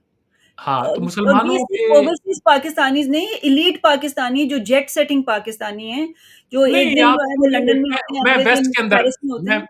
मैं जी उनकी तो मैं वो जो रेवड़, sorry to use this word, जो अरबों में अरब मुल्कों में पड़ा है, मैं उसकी तो बेचारे की मैं वो तो किसी गिनती में नहीं आते, नहीं, उनकी तो मैं भी ठीक बात है? नहीं कर रही उनकी ना। तो मैं बात ही नहीं कर रहा। मैं बात कर रहा हूँ कि जो गोरों के मुल्कों में रहते हैं, जी, जी। Those who are doing well for themselves, जी, जी। कभी उनको नहीं सुनेंगे। उनके पीटीआई, पीएमएलएन, पीपीपी, उनकी अपनी जमातें बनाई हुई उन्होंने वहीं पर ही, और उस उन्हीं पाकिस्तान की सियासत करते हैं वो वहाँ बैठ के, but they none of them have the courage to say that integrity, या Pakistan should also be a secular state. Absolutely जी, और फिर रहा 100%। सवाल, देखें ये ना जो आप कह रही थी ना कि जी मैंने पाकिस्तान जाना भी है, ऐसी कोई बात नहीं है। मैं ये बातें 10 साल हो गए करते हुए मुझे ऑन कैमरा। जो प्रोग्राम देख रहे होते हैं ना आपके जर्नैल भी, उनको पता होता है, they can look into the eyes of the person. उनको ये पता होता है कि इसका कोई एजेंडा है या फिर ये कोई वेल मीनिंग पर्सन है। क्या ये हमारा अच्छा सोचता है? नहीं, मेरे मुझे कभी किसी ने परेशान नहीं किया। आप तो इसलिए बड़ा कि क्रेडिट दे रहे हैं उनको फिर। मुझे नहीं किया। अब मैं क्यों कहूँ, मैं क्रेडिट दूँ या ना दूँ उसको तो साइड में करे। मैं तो ये बातें जो मैं आपको यहाँ कह रहा हूँ, मैंने यही बातें पाकिस्तान के अंदर बैठ के की हैं। प्रोबेबली द ओनली इंडियन जिसको उन्होंने बर्दाश्त किया। वजह उसकी ये है शायद कि I consider myself a well wisher of those people. हमदर्द समझता हूँ उनको अपना। और वो जब कभी उनसे बात होती भी है तो वो कहते हैं, "बेटा तुम जब कुछ कहते हो ना तो हमें बुरा नहीं लगता, क्योंकि हमें पता ये है भी कि उनकी तुम।" अपनी कॉन्ट्रडिक्शंस भी कमाल हैं बाय द वे, ये बात बड़ी दुरुस्त हाँ, है। बिल्कुल, बिल्कुल अ, है। ये जी, जी। कमाल है कि अगर आप जो हैं वो मेरा तो कोई ऑनेस्टली कोई बहुत ज़्यादा नाता ताल्लुक नहीं रहा, बहुत ही एब्स्ट्रैक्ट तरीकों से अगर कभी हुआ है। और मुझ यही है उनका कि जी मुझे यही लोग कहते हैं कि अगर आप तमीज़ से बात करें तो वो माइंड नहीं करते। ऐसा ही है, ऐसा ही है। नहीं या माइंड करते। मैं तो देखें एज़ एन इंडियन ये बात कह सकता हूँ जी, कि जो मुझे कभी परेशान नहीं किया, कभी भी नहीं, नॉट नॉट इवन वन्स। अच्छा। वो ये है कि उनको ये पता होता है कि इसके कोई एक इसके पीछे कोई एजेंडा है या नहीं है। अब दुनिया में वो लोग मर तो नहीं गए ना सारे जिनकी अपनी सोच भी हो। उनको ये भी वो पता है कि भाई कुछ लोग होते हैं जो देखिए पागल होते अ, हैं, अपनी बात करते हैं अपने दिल की, जहाँ मौका मिलता है वो बात कह देते हैं। अरविंद, ये भी बड़ा एक फ़ैसिनेटिंग है और ये भी उसी का ही एक शाखसाना है कि Pakistanis have absolute fascination with India and Indians. Oh yeah, अगर Indians are कोई also fascinated with Pakistan. Let me also tell you this. I'm sure, yeah, but मुझे, एक मैं तो तो मैं पाकिस्तान की बैठूँगा बात आपके कर सामने। सकती हूँ। जी, जी। वही मोहब्बत है, मोहब्बत, और मोहब्बत में ही नफ़रत भी वो ही होती है ना जो जिस इंटेंसिटी की ऐसा ही है, ठीक है ना? ऐसा ही तो जब जज़्बात का जो है वो ये लेवल हो, आई मीन ऑनेस्टली मुझे तो ऐसे लगता है ये जो कॉन्फ्लिक्ट वाला सारा सीन था और जो ट्विटर पे आप देख रहे हैं, ये तो मुझे तो ऐसे लगता है ना कि जैसे ऑनेस्टली एक बंध बंधा होता है किसी चीज़ के ऊपर, पर फिर यूँ करके वो खुलता है ना, तो वो सारे जज़्बात जो हैं वो असल में मिले-जुले हैं, मोहब्बत के भी उसमें शामिल हैं। वो जो आपकी एक्स के साथ अपनी लड़ाई होती है या अपने ख़ानदान के साथ जो आपकी 2 भाई की जब फ़ॉल आउट होती है, तो जो उनकी लड़ाई होती है, उसका तो कोई मुकाबला नहीं हो सकता किसी एक रैंडम शख्स के साथ जो आपकी लड़ाई होती है, क्योंकि उसमें जो रूट्स हैं, जो गहराई है, मसला तो सारा है, ये पागलपन है, ये सारा मतलब असल में तो जिसको कहते हैं ना get a room, I mean what India Pakistan need is just to needs to fucking get a get a room. Room. बहुत खूब। जी, जी, जी। सो वो तो है। अब अगर थोड़ा-सा मैं 1-2 बातें कर लूँ जो कि आपने की थी उसके हवाले से, तो फिर हम जो है वो थोड़ा-सा, क्योंकि हम हमारी कन्वर्सेशन बड़ी इंटरेस्टिंग है। आपने कहा कि मीनार-ए-पाकिस्तान की सफाई की जब वाजपेयी साहब आए उसके बाद, और जमात-ए-इस्लामी का जो एजेंडा और हुँ, रिएक्शन है।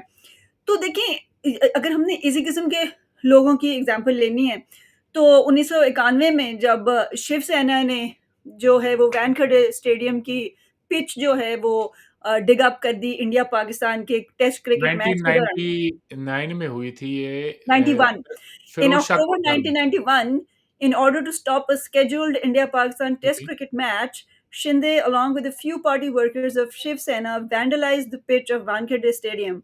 By digging and pouring हाँ, engine तो उसको oil, the pitch ji, was जी, जी, मैं rendered ये कह रहा useless हूँ for कि play and Shaba led to the Shabaz cancellation of the साहिबा, series. देखें, मैं ये कह रहा हूँ कि ये हॉस्टिलिटीज़ की जो शुरुआत है, ये हिंदुस्तान ने नहीं की है। ये एक वो रिएक्शन सही है, है, दुरुस्त, मगर मैं एक आपको रिएक्शन। ये कहने की कोशिश कर रही हूँ कि बहरहाल 91 में क्यों हुआ? सवाल ये भी उठता है ना, क्योंकि जी। 89 के अंदर कश्मीर में पाकिस्तान ने जिहाद शुरू कर दिया था। जी हाँ, दुरुस्त है। आई एग्री विद यू कि ऑब्वियसली एक्शन रिएक्शन है, और एक्शन जो है वो पाकिस्तान की जानिब से ही होता रहा है। ये बात तो आप और मैं बिल्कुल एग्री करते हैं। वो फिर रिएक्शन तो आपने मैं कह रहा हूँ ना, I am accepting it, all those things जी, जो रिएक्शन के तौर पे हिंदुस्तान में हुई हैं, वो आप ना भी कहती तो भी मैं एक्सेप्ट करता हूँ। जी। सवाल ये है कि एक्शन बंद होगा तो रिएक्शन खुद ब खुद बंद हो जाएगा। बिल्कुल किसी ने उम्मीद मुझसे तो यही पूछा है। पाकिस्तान हम में ना कि अमन कैसे आएगा इस बड़े-सगीर में? तो मैंने कहा कि जिस दिन पाकिस्तान को ये रियलाइज़ हो जाएगा कि हिंदुस्तान में उनके अपने मज़हब को मानने वाले 25 करोड़ लोग बसते हैं, मुसलमान जो उनके भाई हैं, कलमा गो मुसलमान जो उनके भाई हैं, हिंदुस्तान में वो भी बसते हैं, उस दिन अमन आ जाएगा। हिंदुओं को तो छोड़ें आप, ठीक है? हिंदुओं तक मैं भाईचारा यहाँ के पे बैठे। आपसे नहीं एग्री करती। मैं समझती हूँ कि तभी आएगा जिस दिन हम ये समझना शुरू होंगे कि दूसरे मज़ाहिब के लोग भी उतने ही इंसान हैं जितने मुसलमान चलें हैं। मुसलमानों का ही सोच लें, मैं कह रहा हूँ मुसलमानों का ही सोच लें। नहीं, वहाँ हिंदुओं की वो तो बात ही सोचेंगे तो वो छोड़ें, सोच तो कहीं नहीं हैं? लेकर जाएगी। सोच आपने जो तो है ये वो सोच लें लार्जर कि ह्यूमनिस्टिक ही सोचनी है, तो आप कहीं पहुँच सकते हैं। मेरी बात अ, सुनें, आज आज 2 कौमी नज़रिए पे लेक्चर देंगे, तो उसको आपका क्या ख़्याल है? ये वो ज़माना तो नहीं है ना दूरदर्शन पीटीवी वाला कि उन्होंने कुछ कह दिया यार चलो कह दिया, हम छापेंगे नहीं, हम दिखाएँगे नहीं तो कैसे एग्ज़ैक्टली। पता चलेगा? बिल्कुल वो दौर नहीं एग्ज़ैक्टली। रहा, बिल्कुल। राइट? तो या फिर ये स्पीचेज़ जो दी जाती है ना, ये देने से पहले सोच लें कोई ये वैसे ही है जैसे इंडिया से कोई लीडर बैठ के कहे कि हम जी पाकिस्तान के हिंदुओं को ये कहना चाहते हैं कि तुम ये कभी मत भूलना कि तुम हिंदुस्तानी हो, तुम पाकिस्तानी नहीं हो। उनको मरवाना चाहें, तब ये बात ज़रूर बोलेंगे हम, हुँ, ठीक है? तो हुँ, आज आज 2 कौमी नज़रिए की बात करना जो है, वो ठीक वैसे ही है। मैं कहाँ-कहाँ से आपको क्या-क्या मिसालें दूँ। सैयद अली शाह गिलानी, जिनकी तस्वीर आप वाघा पे जाएँ ना, बॉर्डर पे उन्होंने फ़ोटो लगा रखी है उनकी। अच्छा। यार he was an Indian, hmm, he died as an Indian, ठीक है? हुँ, इवन दो वो राइट। अपने आप को क्या कहते थे उसकी बात छोड़ें। वो कहते थे कि जी एक हिंदुस्तानी एक मुसलमान के लिए गैर मुस्लिम मुआशरे में रहना वैसे ही है जैसे बिन पानी के मछली का रहना है। ये डॉन में आर्टिकल है, ब्रिगेडियर रिटायर्ड उस्मान अली शाह का, आप ढूँढ सकती हैं। वो ये अच्छा। कहते हैं कि the fish is very much happy to live outside the water. यहाँ जो है करोड़ों ओवरसीज़ पाकिस्तानी हैं जो वेस्ट में जाके रहते हैं। तो जब आप ये कहेंगे कि जी मुसलमान गैर मुस्लिम मुआशरे में नहीं रह सकता, तो फिर सवाल ये भी उठेगा कि फिर वो 25 करोड़ मुसलमान जो बैठा है हिंदुस्तान में, वो किस हक से बैठा है? ठीक है? जब आप अच्छा, यही मोदी साहब हैं, इन्होंने एक वफ़द भेजा, इन्होंने ओथ भी नहीं ली थी, उससे पहले एक इनके जी, 2 जी, जी, एमिसरीज़ गए जी। सैयद अली शाह गिलानी से मिलने के लिए, तो सैयद अली गिलानी ने ओह! कहा, ये उनकी ऑन रिकॉर्ड स्टेटमेंट है, वीडियो पे मिल जाएगी आपको, कहते हैं मैं उनसे नहीं मिला क्योंकि मुझे पता था मोदी का जो बैकग्राउंड है, वो आरएसएस का है, इसलिए मैं नहीं मिला उनसे। और तुम खुद क्या हो? खुद का बैकग्राउंड नहीं देखते? राइट, राइट, एक एग्ज़ैक्टली। जमात-ए-इस्लामी बिल्कुल। का बंदा इस बात के ऊपर एतराज़ करे कि एग्ज़ैक्टली। सामने वाला आरएसएस से है, क्लासेस का एग्ज़ैक्टली। या हैं? बिल्कुल। तुम खुद कोई मौलाना आज़ाद जैसी कोई शख्सियत होते तो फिर भी मैं कहता हाँ यार, बात तो सही है बाबे की, जी, हैं? जी। कि बाबा कह रहा है जो ठीक ही कह रहा है। खुद कांग्रेस ही है, कोई सेक्युलर है, पता नहीं क्या है। खुद जमात-ए-इस्लामी के दलदल में धँसा हुआ अंदर तक, और जी हाँ, सामने वाले पे बिल्कुल। एतराज़ कर रहा है कि वो आरएसएस का है। तो ये मुनाफ़िकत है। ठीक। तो अरविंद, मेरे पास तो अभी बहुत से सवालों के जवाब भी हैं आपके, और इसके अलावा फ़र्दर आपसे करने वाले भी बहुत से सवाल हैं। तो मुझे नहीं लगता कि ये एक नशिस्त में ख़त्म हो सकता है मामला, और आपको पता है ये जो इंडिया-पाकिस्तान की बातचीत है, ये ख़त्म होनी चाहिए भी नहीं। हम दोनों इस बात पर यकीन रखते हैं कि ये हर वक़्त जारी और सारी रहनी चाहिए, क्योंकि वो ही एक वाहिद तरीक़ा है कि शायद किसी दिन हम कुछ अच्छे नताइज देखें। तो उम्मीद है कि हम आगे भी इस सिलसिले को जारी रखेंगे, और अगली एक साथ में मज़ीद गुफ्तगू करेंगे, और बहुत सी ऐसी चीज़ों पर जिस पर कि मैंने आपको डेफ़िनेटली कुछ ऐसी बातें जो आपने कहीं इस कन्वर्सेशन के दौरान, मुझे लगा कि उसके बहुत कुछ इंटरेस्टिंग जवाब हैं जो मैं देना चाहती हूँ। बट क्योंकि अभी तो हमने बहुत लंबी इस सेशन में ही गुफ्तगू कर ली है, तो ये अब अगले सेशन पे छोड़ते हैं। बहुत-बहुत शुक्रिया, बहुत मज़ा आया, और उम्मीद है कि जल्द दोबारा मुलाकात होगी। जी, आपका बहुत-बहुत शुक्रिया कि आपने मुझे अपने प्रोग्राम में दावत दी, और जैसा कि आपने कहा बिल्कुल बात होगी जी दोबारा। बल्कि मैं तो ये कहूँगा कि जब भी आपका दिल करे मुझे आप अपने इस कोर्ट रूम में बुला लिया करें, और हम इंडिया की तरफ से जितने भी इल्ज़ामात आपको कोई लगाने हो इंडिया की तरफ, तो वो आप लगा दिया करें। मैं उन सब के जहाँ मुझे ऐसा लगेगा कि हम वाक़ई में कोई गलत हैं और सोल सर्चिंग की ज़रूरत है, आई विल एक्सेप्ट इट। बिल्कुल ठीक। Thank you very much, it was wonderful, and I hope that we can do this again. Thank you so much. Okay, thank you.